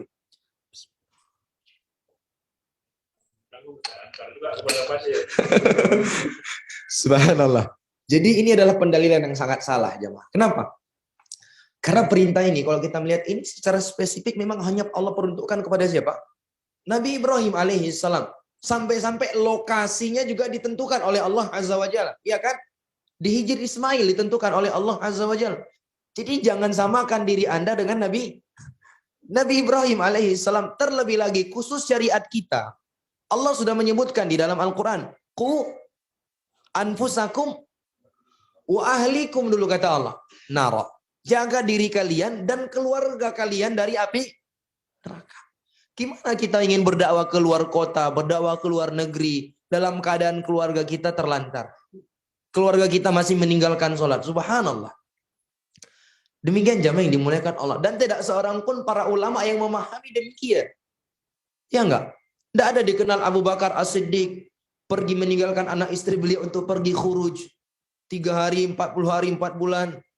Umar bin Khattab juga tidak ada yang dikenal demikian dari kalangan para sahabat. Bahkan para ulama yang datang sana juga tidak demikian. Imam Malik. Imam Malik itu dikenal dengan Imam Daril Hijrah. Daril Hijrah itu negeri hijrah. Di mana itu? Di Madinah. Karena itu tempat berhijrahnya Nabi, makanya dikatakan Darul Hijrah. Negeri tempat Nabi berhijrah. Kenapa Imam Malik dikatakan sebagai Imam Darul Hijrah, imamnya kota Madinah? Karena beliau sampai wafat beliau hanya di mana? Di kota Madinah. Tidak ada beliau khuruj, jamaah. 3 hari, 40 hari, 4 bulan. IPB lagi, India, Pakistan, Bangladesh. Subhanallah. Jadi jelas ya, jadi keliru kalau menjadikan kisah Nabi Ibrahim ini sebagai dalil akan benarnya hal tersebut. Baik. Kemudian Nabi Ibrahim pun terus berjalan meninggalkan anak dan istri beliau. Ya, kalau soal perasaan beliau pada waktu itu jangan ditanya lagi gimana perasaan beliau yang campur aduk, jemaah. Ya seperti saya bilang tadi, coba kita gambarkan dengan posisi kita. Kita dapat panggilan tugas atau ada urusan pekerjaan, kita harus meninggalkan anak istri kita. Gak usah lama-lama, 1 bulan aja. Dan itu pun kita masih bisa teleponan, masih bisa video call. Istri kita dalam keadaan baru melahirkan. Apa yang terjadi dengan perasaan kita, jemaah?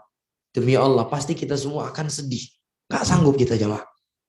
Bayangkan dengan Nabi Ibrahim alaihissalam, nggak ada WhatsApp pada waktu itu. Nggak ada apapun yang dijadikan sebagai alat komunikasi. Dan yang ditinggalkan itu juga nggak tanggung-tanggung. Mekah, Palestina. Mekah, Palestina, jemaah. Bayangkan coba. Luar biasa. Jadi nggak terbayangkan bagaimana kondisi perasaan yang dialami oleh Nabi Ibrahim pada waktu itu. Tapi tetap, kita ini adalah hamba Allah Azza wa Jalla. Tugas kita adalah memasrahkan diri kita hanya kepada Allah Azza wa Jalla. Baik. Nah, kemudian disebutkan setelah Nabi Ibrahim alaihissalam pun berada di suatu tempat yang di tempat itu dia masih bisa melihat mereka, namun mereka udah nggak bisa lagi melihat Nabi Ibrahim. Maka Nabi Ibrahim alaihissalam pun berdoa dengan doa yang Allah Ta'ala abadikan di dalam Al-Quran Karim. Allah mengatakan, menghikayatkan ucapan Nabi Ibrahim alaihissalam, Rabbi ji'al hadal balada amina wa junubni wa baniya an na'budal asnam. Rabbi innahunna adlalna katsiran minan nas, faman tabi'ani fa innahu minni wa man asani fa innaka ghafurur rahim. Nabi Ibrahim pun berdoa kepada Allah. Dia mengatakan, wahai Rabbku, jadikanlah negeri ini sebagai negeri yang aman dan sentosa. Dan jauhkanlah diriku dan anak keturunanku dari penyembahan terhadap berhala. Wahai Rabbku, sesungguhnya berhala-berhala itu telah menyesatkan banyak dari manusia.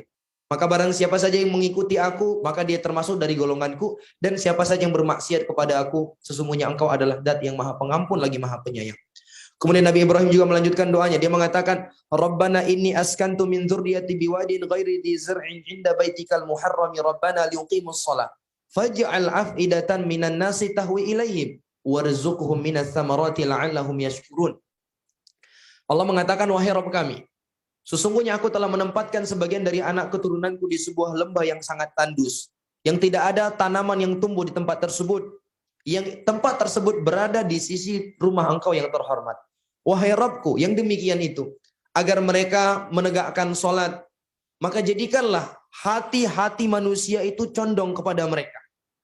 Dan berikanlah kepada mereka rezeki dari buah-buahan, semoga mereka menjadi orang yang bersyukur. Lihat bagaimana doa Nabi Ibrahim alaihissalam.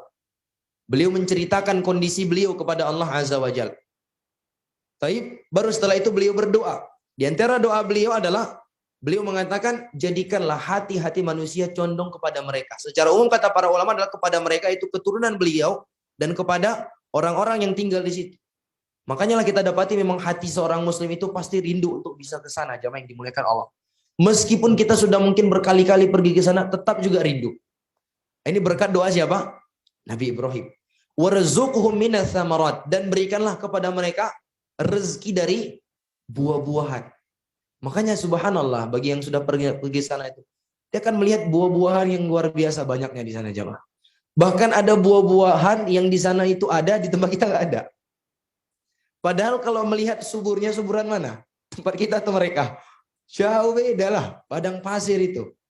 Tempat kita Masya Allah. Begitu apa? Begitu suburnya. Ganja aja tumbuh. Subhanallah. Subhanallah. Begitu ya, Mak. Tapi tengoklah. Lihat bagaimana buah-buahan begitu banyaknya di sana. Bahkan semangkanya itu, kalau lihat semangka kita segini kan. Semangkanya sana segini panjangnya. Hah? Segini panjang semangkanya. Ada yang segini lagi. Subhanallah. Pisang-pisangnya, wah. Pisang kita kecil-kecil. Sana besar-besar. Luar biasa jamaah yang dimuliakan Allah. Itu berkat doa siapa? Nabi Ibrahim alaihi salam. Kemudian beliau juga melanjutkan doanya, Rabbana innaka ta'lamu ma nukhfi wa ma nu'lin wa ma yakhfa 'ala Allahi min syai'in fil ardi wala fis sama'. Alhamdulillahilladzi wahaba li 'alal kibari Ismaila wa Ishaq. Inna rabbi lasami'ud du'a. Rabbi ij'alni muqimas salati wa min dzurriyyati. Rabbana wa taqabbal du'a. Rabbana ighfirli wa li walidayya wa lil mu'minina yauma yaqumul hisab. Beliau mengatakan, wahai Tuhanku, sesungguhnya Engkau mengetahui apa yang kami sembunyikan dan apa yang kami tampakkan, dan tidak ada suatu apapun yang terluputkan dari Allah Azza wa Jalla di langit maupun di dunia. Segala puji bagi Allah Azza wa Jalla yang telah memberikan karunia kepada aku di usia aku yang sudah cukup tua. Allah menganugerahkan kepada aku Ismail dan Ishak. Sesungguhnya Allah adalah Zat yang Maha mendengar doa. Lalu beliau mengatakan, Rabbi ja'alni muqimas shalah. Wahai Rabbku, jadikanlah aku sebagai orang yang senantiasa menegakkan salat. Begitu juga dengan anak keturunanku. Wahai Rabbku, terimalah doa kami, wahai Rabb.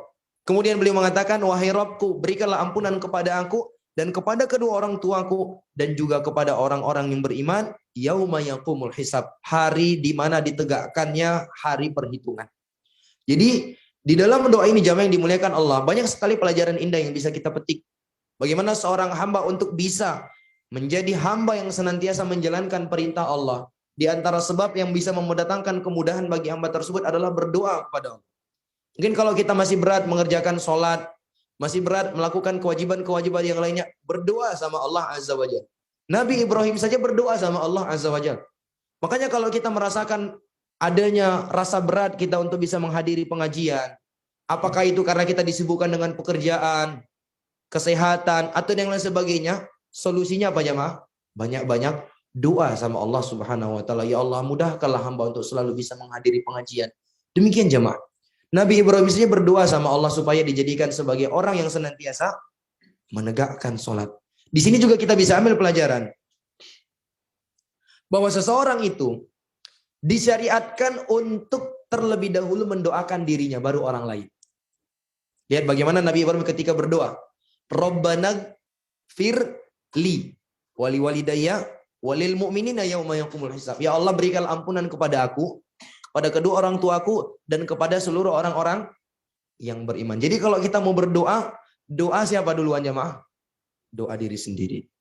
Doa diri sendiri. Jangan asik doa-doa orang, diri sendiri lupa. Orang masuk surga dia entah kemana.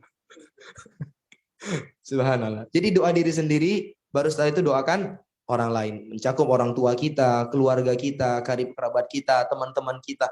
Demikian jemaah yang dimuliakan Allah. Baik. Nah, disebutkan hari demi hari pun berlalu, bekal yang tadinya ditinggalkan oleh Nabi Ibrahim alaihissalam kepada Hajar dan anaknya Ismail pun sudah habis. Dan air susu Hajar pun sudah mulai mengering, dan Nabi Ismail alaihissalam pun sudah mulai menangis karena kelaparan. Nah, Hajar yang tidak tega melihat kondisi demikian, maka beliau pun berusaha untuk mencari bantuan. Apa yang dilakukan oleh Hajar? Beliau pun naik ke atas sebuah bukit yang ada dekat Ka'bah pada waktu itu. Bukit yang dikenal dengan Bukit Sofa. Beliau naik ke atas Bukit Sofa, lihat kiri kanan depan belakang, berusaha untuk mencari ada nggak kafilah yang lewat, ataukah ada nggak sesuatu yang bisa dijadikan sebagai bahan makanan untuk anaknya Ismail. Ternyata nihil. Beliau turun, lari ke bukit yang satunya lagi yang ada di hadapannya. Bukit apa itu?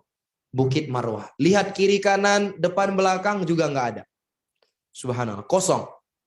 Beliau turun lagi, naik lagi ke atas bukit yang tadi, Bukit Sofa. Tanpa terasa, beliau sudah apa jemaah? Sudah melakukan naik turun dari Bukit Sofa ke Marwah, Marwah ke Sofa sebanyak 7 kali untuk mencari bantuan. Mencari apa? Bantuan yang bisa digunakan sebagai bahan makanan beliau dan anaknya Ismail.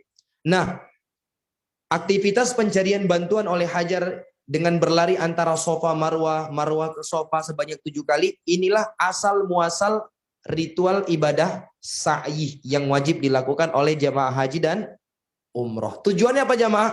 Untuk mengenang perjuangan Hajar serta merenungi dan menteladani bagaimana keyakinan dan besarnya tawakal yang dimiliki oleh Hajar. Makanya jamaah yang dimuliakan Allah, ketika kita melakukan ibadah sa'i, haji dan umroh, itu jangan kita jadikan itu sebagai ritual biasa ya, jalan, naik sofa, turun lagi, naik ke Marwah, turun, naik ke sofa. Tapi harus kita hadirkan jamaah yang dimuliakan Allah.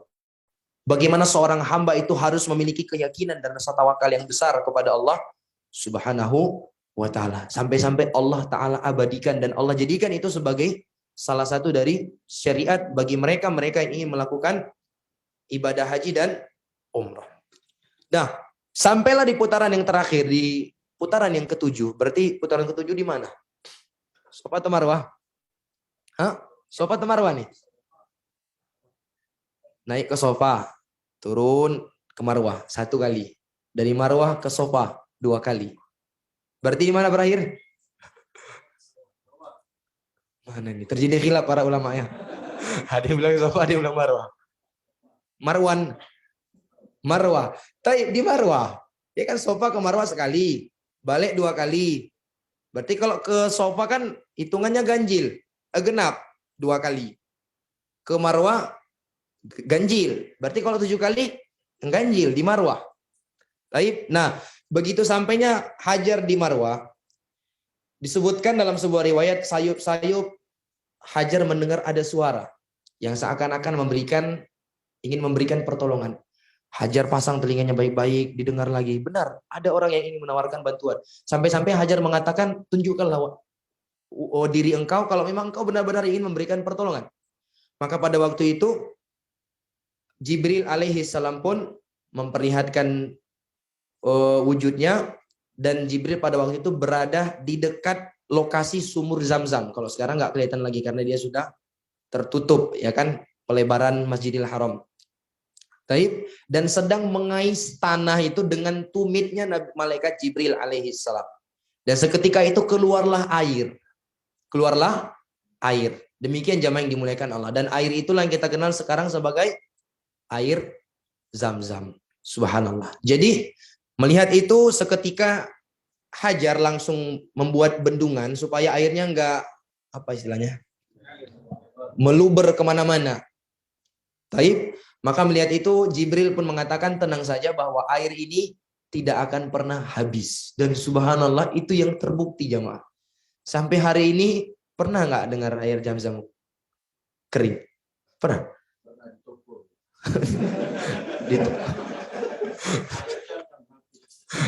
Subhanallah, di sumurnya kita nggak pernah dengar habis jamaah. Padahal itu setiap hari dikonsumsi itu berapa kira-kira jamaah? Jutaan liter setiap hari dikonsumsi. Belum lagi yang dibawa ke Masjid Nabawi, belum lagi yang dipersiapkan untuk jamaah haji dan umroh. Belum lagi orang yang haji dan umroh di sana, itu minumnya pasti lebih banyak. Kalau dia di rumahnya minumnya cuma 1 liter, kalau udah nyampe di sana itu pasti minum kita lebih banyak. Pasti minum lebih banyak, subhanallah. Begitu banyaknya jamaah yang dimuliakan, udah habis-habis. Subhanallah. Dan akhirnya itu pun dijadikan sebagai hal yang mencukupi kebutuhan Hajar dan Ismail. Nggak punya makanan apapun mereka, hanya itu tok. Dan subhanallah, Nabi Ismail alaihi salam tumbuh besar menjadi orang yang sehat. Karena memang itu jamaah, air Zam-Zam itu adalah air yang sangat istimewa.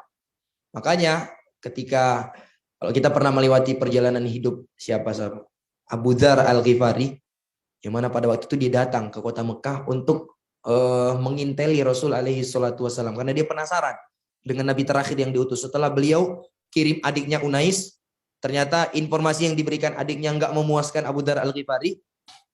Akhirnya beliau pergi sendiri. Dan beliau tinggal di kota Mekah selama sebulan. Selama sebulan, ya dia nggak punya kerabat di Mekah. Nggak ada yang ngasih makan apapun kepada Abu Dzar. Yang dikonsumsi oleh Abu Dzar apa? Cuma air Zam-Zam tok selama 1 bulan. Tapi apa yang dituturkan oleh Abu Dzar? Saya mendapati tubuh saya ini semakin besar katanya. Artinya perutnya semakin besar, artinya menampakkan sehat. Sehat jamaah. Maka mendengar itu Nabi mengatakan innaha mubarakah wa innaha ta'amu tu'min. Air Zam-Zam itu adalah air yang penuh dengan keberkahan, dan air Zam-Zam itu bisa menjadi pengganti asupan makanan.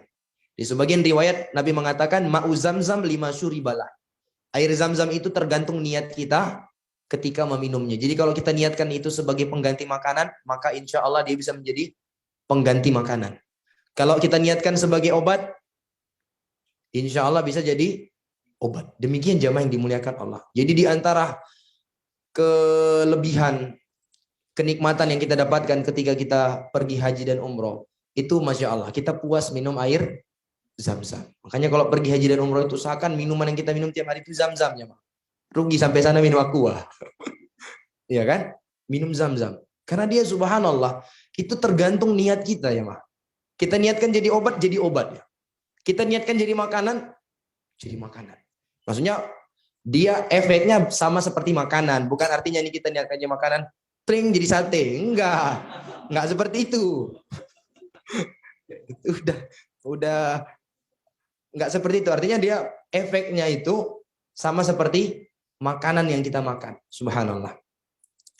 Nah, kemudian malaikat Jibril pun mengatakan, janganlah kalian khawatir, kalian tidak akan ditelantarkan karena di tempat ini nanti kelak akan dibangun oleh anak ini dan ayahnya nanti sebuah rumah Allah Subhanahu wa taala. Dan demikianlah jamaah yang dimuliakan Allah, Hajar dan Ismail pun hidup di tempat tersebut tanpa seorang pun yang menemani mereka, dan perbekalan makanan mereka hanyalah air Zam-Zam. Sampailah nanti datang suku Qahtan, salah satu kabilah Jurhum, salah satu suku dari Qahtan, Arab asli yang ada di negeri Yaman. Nah, mereka hidup di situ berdampingan dengan Hajar dan Ismail. Kemudian Nabi Ismail disebutkan tidak berapa lama Hajar pun meninggal, dan Nabi Ismail alaihissalam pun hidup berdampingan dengan suku Qahtan tadi, suku dari kabilah Jurhum tadi. Dan disitulah Nabi Ismail mempelajari bahasa Arab dengan mereka. Mempelajari bahasa Arab. Jadi Nabi Ismail itu bukan orang Arab. Taib. Dan Allah Ta'ala, Nabi SAW sebutkan, awwalu man fataqallahu lisanahu bil arabiyyatil mubina Ismail. Orang yang pertama kali Allah bukakan lisannya untuk bisa berbahasa Arab dengan fasih adalah Nabi Ismail. Bahkan disebutkan Nabi Ismail setelah dia belajar bahasa Arab kepada kabilah Jurhum, dia lebih fasih daripada orang-orang Jurhum itu sendiri dengan berbahasa Arab. Subhanallah.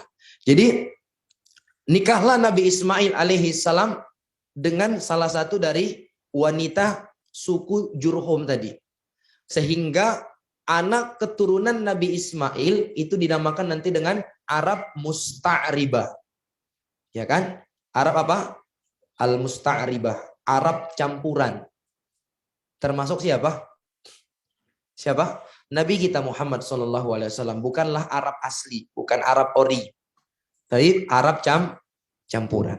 Demikian jamaah. Karena beliau dari keturunan Nabi Ismail alaihissalam. Baik. Nah, disebutkan sepeninggal Hajar, Nabi Ibrahim itu sempat beberapa kali mengunjungi Nabi Ismail alaihissalam. Nah, di sela-sela kunjungan pernah suatu ketika Nabi Ibrahim alaihissalam, tadi kan Nabi Ismail sudah menikah. Nabi Ibrahim mendatangi mereka, mendatangi rumah Nabi Ismail. Pada waktu itu Nabi Ismail sedang keluar, sedang berburu. Sehingga Nabi Ibrahim hanya bertemu dengan istri Nabi Ismail, menantu beliau. Maka Nabi Ibrahim pun mengucapkan salam dan bertanya kepada istri Nabi Ismail, bagaimana kehidupan kalian? Maka istrinya mengatakan, kehidupan kami penuh dengan kesulitan, penuh dengan kesusahan, hidup kami melarat ini dan itu. Diceritakan berbagai macam kesedihan. Maka mendengar itu Nabi Ibrahim pun mengatakan, baiklah, nanti tolong sampaikan salamku kepadanya dan beritahukan kepadanya supaya dia mengganti palang pintunya. Baik. Nah, begitu pulang, jamaah yang dimuliakan Allah, Nabi Ismail seakan-akan merasakan sesuatu yang terjadi di rumahnya. Dia bertanya, ada nggak tadi orang datang? Maka istrinya mengatakan, iya, ada orang datang. Ada seorang lelaki parubaya, dia menceritakan ini dan itu, dan dia bertanya tentang keadaan kita. Aku ceritakan bahwa keadaan kita penuh dengan kesulitan, kemiskinan, penuh dengan kesusahan. Maka Nabi Ismail pun mengatakan, sesungguhnya itu dia adalah ayahku, dan dia memerintahkan aku untuk menceraikan kamu. Akhirnya wanita tersebut pun dicerai oleh Nabi Ismail alaihissalam, dan Nabi Ismail menikah dengan wanita Jurhum lainnya. Tidak selang berapa lama datang lagi Nabi Ibrahim, dan qadarullah Nabi Ismail juga tidak sedang berada di rumah. Dan ditanyakan oleh Nabi Ibrahim pertanyaan yang sama, namun jawaban istrinya kali ini menceritakan bahwa hidup kami penuh dengan kenikmatan dari Allah. Ya, kami minum susu, kami makan daging, Maka mendengar itu Nabi Ibrahim pun berdoa kepada Allah, ya Allah berkahilah daging-daging mereka ya Allah. Dijelaskan oleh para ulama, daging mereka di sini maksudnya adalah keturunan Nabi Ismail dan secara umum orang yang tinggal di kota Mekah. Didoakan keberkahan oleh Nabi Ibrahim alaihi salam, dan Nabi Ibrahim berpesan, nanti pesankan kepada dia untuk memperkokoh dan mempertahankan palang pintunya. Setelah Nabi Ismail pulang ke rumah, dia bertanya pertanyaan yang seperti ditanyakan kepada istri pertama yang sudah diceraikan oleh Nabi Ismail. Maka istrinya menceritakan, ada datang seorang lelaki parubaya, dia bertanya tentang keadaan kita dan aku ceritakan tentang keadaan kita. Dan dia berpesan supaya engkau memperkuat, mempertahankan palang pintumu. Maka diceritakan oleh Nabi Ismail, itu adalah ayahku. Demikian jamaah yang dimuliakan Allah. Baik. Nah, dari sini para ulama memberikan sebuah faedah. Apa hukumnya seorang anak laki-laki yang dia diperintahkan oleh ayahnya untuk menceraikan istrinya? Apakah wajib ataukah tidak berdasarkan dari kisah Nabi Ibrahim dan Nabi Ismail ini? Yang Nabi Ibrahim memerintahkan anaknya Ismail untuk menceraikan istrinya. Begitu juga yang pernah terjadi kepada Umar bin Khattab yang memerintahkan anaknya Abdullah untuk menceraikan istrinya. Apakah ada kewajiban taat bagi si anak mematuhi perintah orang tuanya untuk menceraikan istrinya? Maka di sini dijawab oleh para ulama, iya. Seorang anak wajib taat kepada ayahnya. Ketika ayahnya memerintahkan dia untuk menceraikan istrinya, kalau sekiranya ayahnya adalah Nabi Ibrahim dan Umar bin Khattab. Adapun selain dari keduanya, maka tentu harus dilihat apa alasannya. Kalau tidak ada alasan yang dibenarkan oleh syariat, maka tidak wajib bagi dia untuk taat kepada ayahnya. Jadi jangan sampai ya. Subhanallah. Rupanya ayahnya suruh karena suka sama anaknya. Allahul musta'an. Baik, jadi tidak ada kewajiban taat kecuali ayahnya seperti Nabi Ibrahim dan juga seperti Umar ibn Khattab. Baik. Kemudian jamaah yang dimuliakan Allah, dikisahkan pula di sela-sela datangnya Nabi Ibrahim kepada Nabi Ismail. Pernah suatu ketika Nabi Ibrahim itu berkata kepada anaknya, wahai anakku, sesungguhnya Allah memerintahkan kepada aku suatu perintah. Maukah engkau membantu aku? Maka Nabi Ismail mengatakan, tentu aku akan bersedia membantu engkau wahai ayah. Maka Nabi Ibrahim pun mengatakan dengan penuh dengan kebahagiaan, Allah memerintahkan aku untuk membangun rumah di tempat ini. Untuk membangun Ka'bah. Baik. Maka mereka pun mengerjakan, ya jamaah yang dimuliakan Allah. Nabi Ibrahim meninggikan bangunan Ka'bah, sementara Nabi Ismail bertugas mengambil batu. Terus mereka kerjakan itu. Sampailah nanti tatkala Nabi Ibrahim sudah berada di tempat yang tinggi, beliau tidak mampu lagi meletakkan batu ke atasnya, maka Nabi Ismail alaihi salam pun datang membawakan sebuah batu yang digunakan sebagai pijakan Nabi Ibrahim. Dipijak Nabi Ibrahim, akhirnya Nabi Ibrahim bisa menjangkau tempat yang tinggi tadi, kemudian terus digeser sampai mengelilingi Ka'bah. Dan tanpa terasa, ternyata batu yang dijadikan pijakan oleh Nabi Ibrahim itu membekas. Bekas kakinya siapa? Nabi Ibrahim alaihi salam. Tentunya itu dengan izin Allah azza wajalla. Ya. Baik. Nah, batu itulah yang sekarang dikenal dengan apa? Maqam Ibrahim. Jadi Maqam Ibrahim itu, sebagaimana kita orang Indonesia banyak salah paham, dikira Maqam Ibrahim adalah makom seperti bahasa Indonesia yang artinya kuburan. Tuh tengok tuh di Masjidil Haram ada kuburannya Nabi Ibrahim. Mana? Itu Maqam Ibrahim. Makamnya Nabi Ibrahim ada di Masjidil Haram. Itu salah. Maqam itu, kalau kita yang pernah belajar bahasa Arab, maqam itu dia adalah isim makan dari fiil qoma yakumu qiyaman. Koma yang artinya sudah berdiri, yakumu sedang berdiri, qiyam adalah perbuatan berdiri. Tempat terjadinya berdiri itu dinamakan maqam. Dinamakan apa? Maqam. Sama seperti jalasa yajlisu julusan. Jalasa artinya sudah duduk. Yajlisu sedang duduk, julusan perbuatan duduk. Sementara tempat yang dilakukan duduk di situ dinamakan apa? Majlis. Paham ya? Dinamakan majlis. Jadi makom itu, makom Ibrahim, dia adalah tempat berpijaknya Nabi Ibrahim ketika membangun Ka'bah. Jadi dulunya itu nempel dengan Ka'bah dia. Kemudian setelah itu dimundurkan oleh Umar bin Khattab di masa Umar bin Khattab supaya memudahkan orang-orang untuk bisa tawaf. Demikian jamaah yang dimuliakan Allah. Dan dia tidak memiliki keutamaan khusus. Sehingga jamaah haji dan umroh tidak disyariatkan, bahkan diharamkan untuk sengaja datang ke makam Ibrahim untuk mengusap-ngusapnya, untuk mencari keberkahan di situ. Maka ini adalah hal yang sangat keliru. Tidak disyariatkan demikian jamaah yang dimuliakan Allah. Sebagian orang kita lihat ketika datang ke situ mencium-cium makam Ibrahim, maka ini adalah hal yang keliru. Kita hanya disyariatkan satu ibadah terkait dengan makam Ibrahim. Apa itu? Salat di belakang makam Ibrahim setelah kita selesai melakukan tawaf. Kita datang setelah tawaf, kita mendatangi makam Ibrahim dan membaca wattakhidhu min maqami Ibrahima musalla. Lalu kita salat di belakang makam Ibrahim 2 rakaat. Rakaat yang pertama kita dianjurkan membaca surat Al-Kafirun. Di rakaat yang kedua kita dianjurkan membaca surat Al-Ikhlas. Lebih dari itu tidak ada jamaah yang dimuliakan Allah. Tidak keutamaan khusus. Jelas ya? Jadi hal yang sangat keliru ketika kita sengaja datang ke makam Ibrahim itu khusus untuk mengusap-ngusapnya ataukah menciumnya. Baik, ada sebuah pelajaran yang sangat indah yang Allah Ta'ala abadikan di dalam Al-Quran. Di mana Allah mengatakan, wa idh yarfa'u Ibrahimul qawa'ida minal baiti wa Ismail. Tatkala Nabi Ibrahim alaihi salam sudah mulai meninggikan pondasi Ka'bah, begitu juga dengan dibantu anaknya Ismail. Mereka mengatakan, Rabbana taqabbal minna innaka antas sami'ud du'a. Innaka antas sami'ul alim. Wahai Rabb kami, terimalah dari kami, sesungguhnya Engkau adalah Zat yang maha mendengar lagi maha mengetahui. Jadi ketika Nabi Ibrahim membangun Ka'bah penuh dengan semangat, lisan mereka selalu dibasahi dengan doa, Rabbana taqabbal minna innaka antas sami'ul alim. Apa pelajaran yang bisa kita petik di sini jamaah yang dimuliakan Allah? Kisah pembuatan Ka'bah ini mengajarkan kepada kita bahwa seorang hamba itu tidak seharusnya berbangga dengan amalan ibadah yang dia kerjakan. Tidak sepatutnya kita berbangga dengan amalan yang kita lakukan jamaah yang dimuliakan Allah. Sebesar apapun itu, sehebat apapun itu, tidak layak untuk kita banggakan. Kenapa? Karena yang pertama tidak ada jaminan ibadah kita tersebut pasti diterima oleh Allah. Kemudian yang dua, kalau kita sadar, kita bisa melakukan ibadah tersebut karena siapa jamaah? Karena Allah Azza wa Jalla, bukan karena kehebatan kita. Jadi jangan sampai ada di antara kita yang mengatakan, lu Masya Allah itu adanya kajian di situ berkat saya. Banyak orang-orang mendapatkan hidayah sunnah, banyak ikut ngaji itu karena saya. Karena kami yang duluan merintis itu. Jangan sampai ini jamaah yang dimuliakan Allah. Jauhkan ini dari diri kita jamaah. Perhatikan bagaimana Nabi Ibrahim saja. Dia membangun Ka'bah. Atas perintah siapa? Allah Subhanahu wa Ta'ala. Apa yang beliau doakan sama Allah? Apa yang beliau minta sama Allah? Beliau minta sama Allah agar Allah menerima. Karena kita nggak tahu jamaah yang dimuliakan Allah. Ibadah yang hari ini mungkin kita bangga-banggakan itu ternyata tidak diterima oleh Allah dan billah.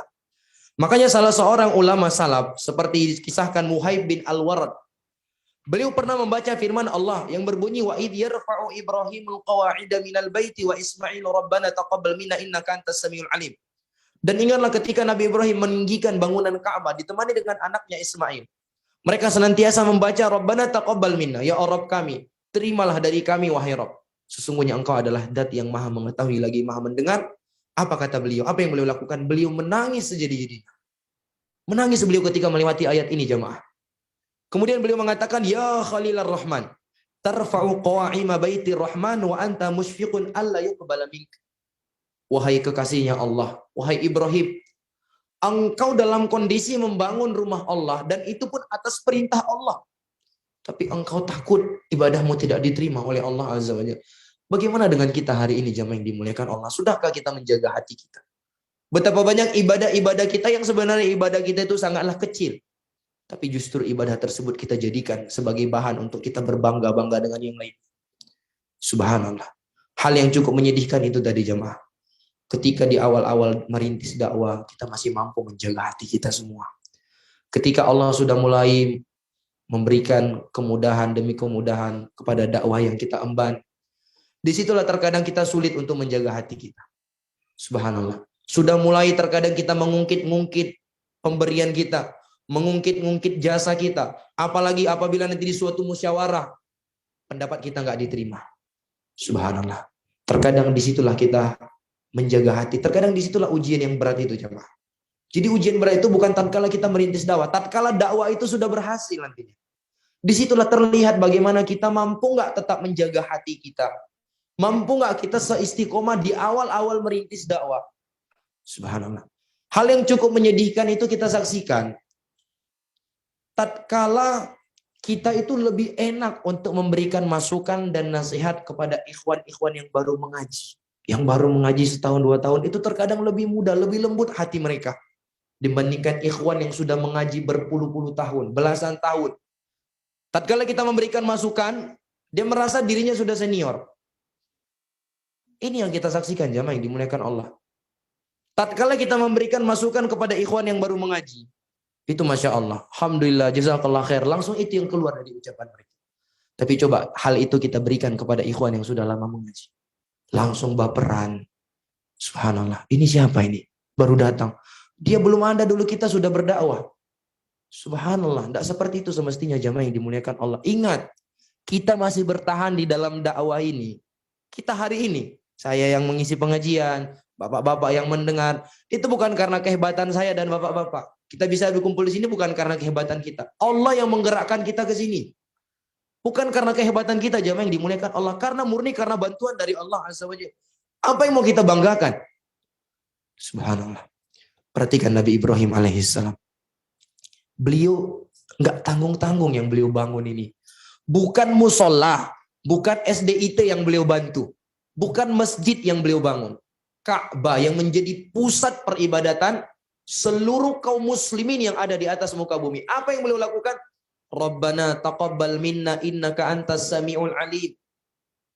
Beliau berdoa sama Allah supaya Allah terima doa beliau. Allah terima ibadah beliau. Ada nggak kita hari ini selalu berdoa sama Allah supaya perjuangan dakwah yang selama ini kita lakukan itu diterima oleh Allah? Atau justru sebaliknya? Kita kewar-kewar ke sana kemari dan merasa diri kita orang yang paling berjasa? Subhanallah. Disinilah pentingnya kita menata hati. Makanya dari sinilah terjawabkan. Kok bisa para ulama ada yang berkata mengatakan rubba amalin sogirin tu kabirun niyah wa rubba amalin kabirin tu sogirun niyah. Betapa banyak amalan-amalan yang besar tapi jadi kecil nilainya karena apa? Niat. Sebaliknya betapa banyak amalan-amalan yang kecil itu menjadi besar nilainya di sisi Allah karena apa? Karena niat. Pentingnya menjaga hati jamaah. Sekali lagi, jangan pernah ujub dengan apapun yang telah kita lakukan, sumbangsi kita kepada agama Allah, kepada dakwah. Jangan pernah ujub jamaah. Allah Subhanahu wa taala lah yang memberikan nikmat itu kepada kita. Yamunnuna 'alaika an aslamu. Qul la tamunnu 'alayya islamakum balillahu yamunnu 'alaikum an hadakum lil imani in kuntum shadiqin. Tatkala ada sebagian orang-orang di masa Nabi yang mereka itu sudah mulai terbesit di dalam dada mereka ini, kami ini berjasa membantu Nabi. Bagaimana dahulunya Nabi tidak ada seorang pun yang menemani beliau. Tatkala beliau dalam kondisi kesulitan, kesusahan, tatkala beliau berdakwah, kami yang bantu beliau. Ini kan terkadang muncul sama kita jemaah. Itu ustadz itu dulu, itu di awal-awal berdakwah, aneh yang temani dia itu. Aneh ngantar dia kemana-mana itu. Berkat dia saya bisa masuk ke masjid ini. Kalau nggak ada saya, nggak bisa dia berdakwah di situ. Terkadang kan seperti itu jemaah. Itu dulu sekolah itu, kalau nggak saya menyumbangkan ini sekian dan sekian, itu nggak terbangun itu. Merasa berjasa.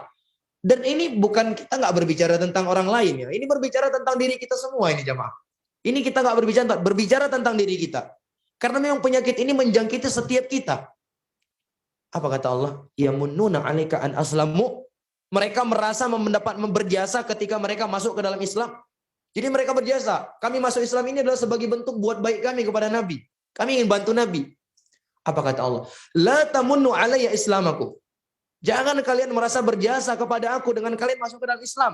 Balillahu yamunnu 'alaikum an hadakum lil imani in kuntum shadiqin. Justru Allah lah yang telah berjasa kepada kalian. Allah lah yang telah berbuat baik kepada kalian. Dengan Allah memberikan kepada kalian hidayah masuk ke dalam agama Islam. Kalau kalian benar-benar orang-orang yang jujur. Jadi kita berada masih di dalam dakwah ini, diikut sertakan di dalam dakwah itu jamaah. Itu jangan pikir karena kehebatan kita. Itu justru nikmat yang Allah berikan kepada kita semua. Makanya ketika Allah masih memberikan nikmat itu kepada kita, dijaga jamaah. Dijaga. Yang dahulunya mungkin kita adalah orang yang semangat, hari ini kita mendapati kesemangatan kita itu sudah mulai memudar. Ini harus kita pertanyakan. Bisa jadi Allah Ta'ala sudah tidak menghendaki saya lagi ikut andil di dalam dakwah ini. Bisa jadi dahulunya kita masih rajin membantu agama Allah. Rajin membantu orang-orang yang kesulitan, terkhusus dalam hal dakwah. Hari ini kita mendapati diri kita ini sudah mulai malas. Harusnya siapa yang kita tuduh? Kita tuduh teman-teman kita?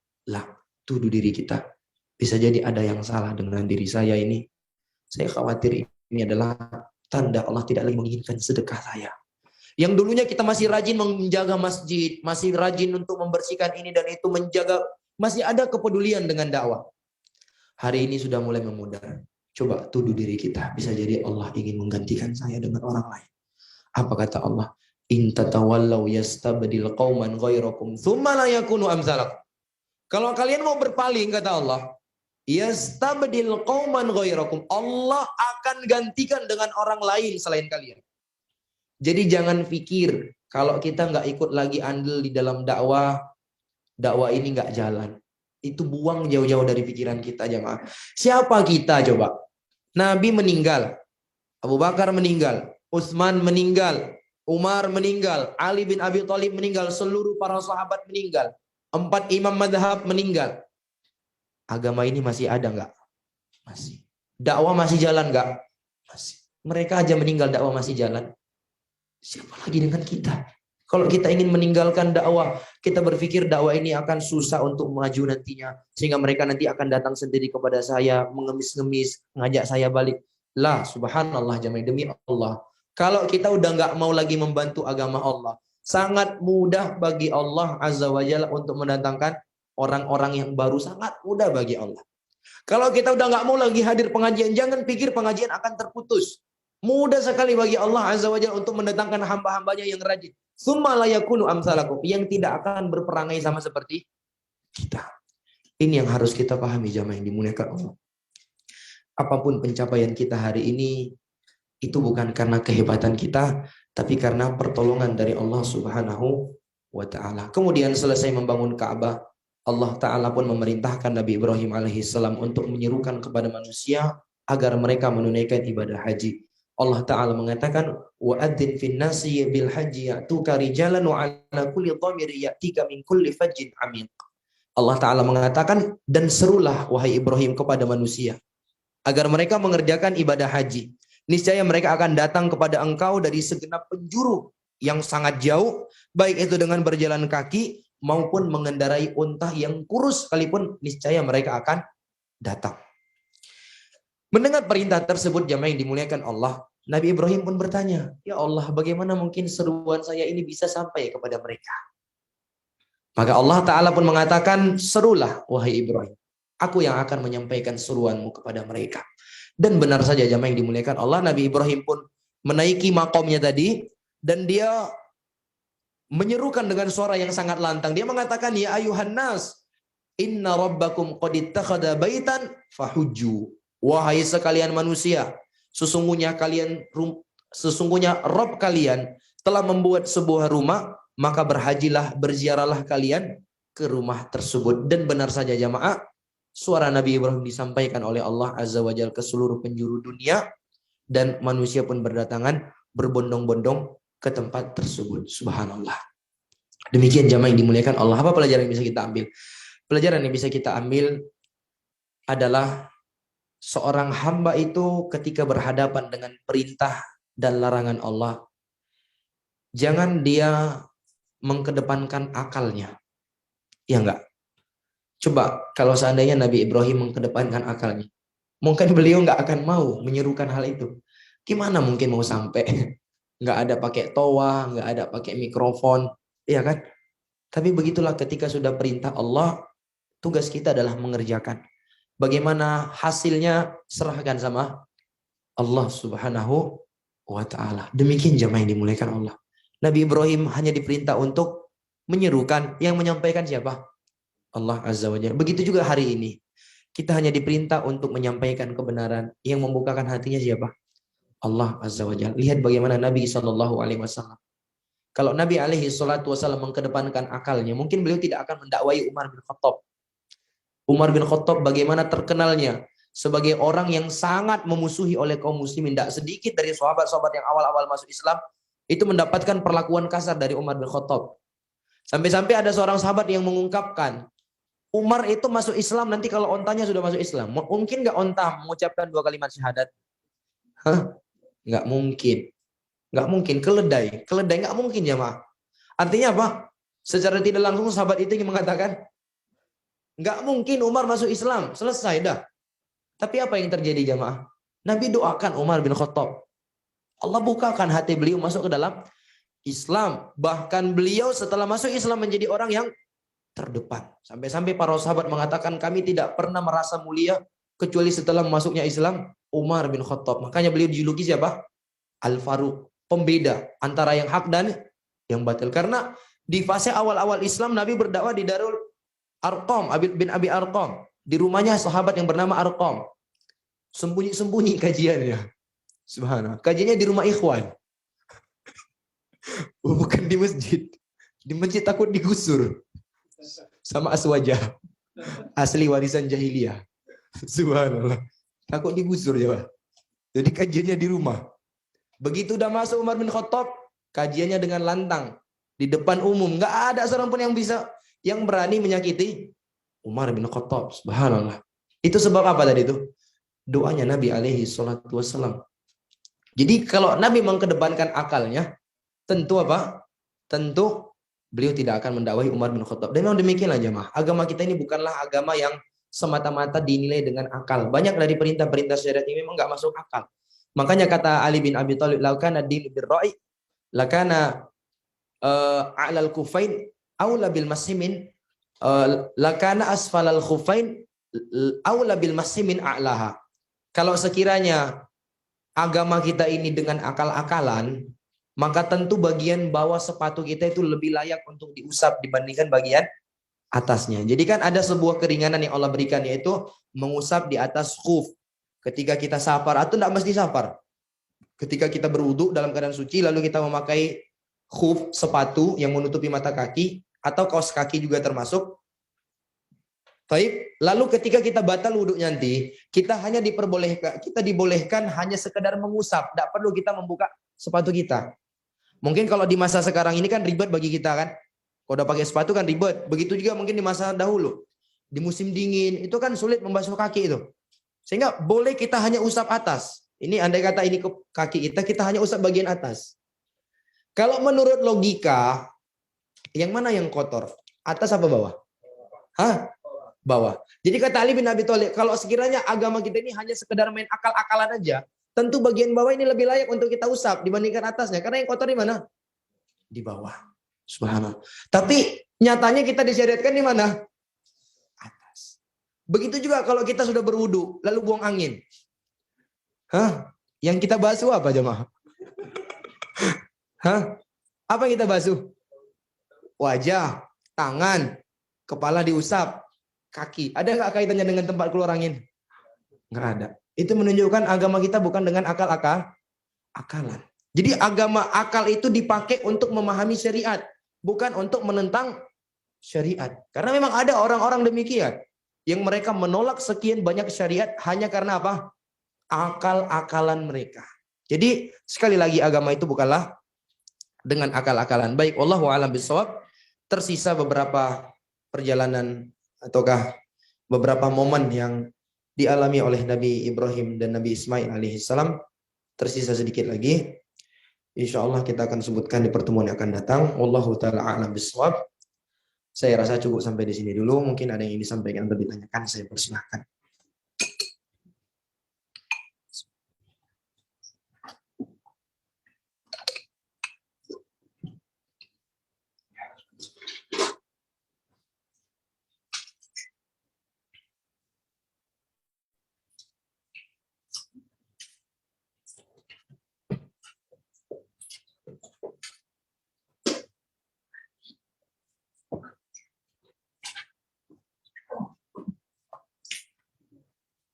Baik, kalau tidak ada, kita cukupkan sampai di sini dulu. Semoga Allah Ta'ala senantiasa memberikan taufik dan hidayah kepada kita semua, mengampuni dosa-dosa dan kesalahan kita. Amin ya rabbal alamin. Saya akhiri. Subhanakallahumma rabbana wa bihamdik asyhadu an la ilaha illa anta astaghfiruka wa atubu ilaik. Assalamualaikum warahmatullahi wabarakatuh.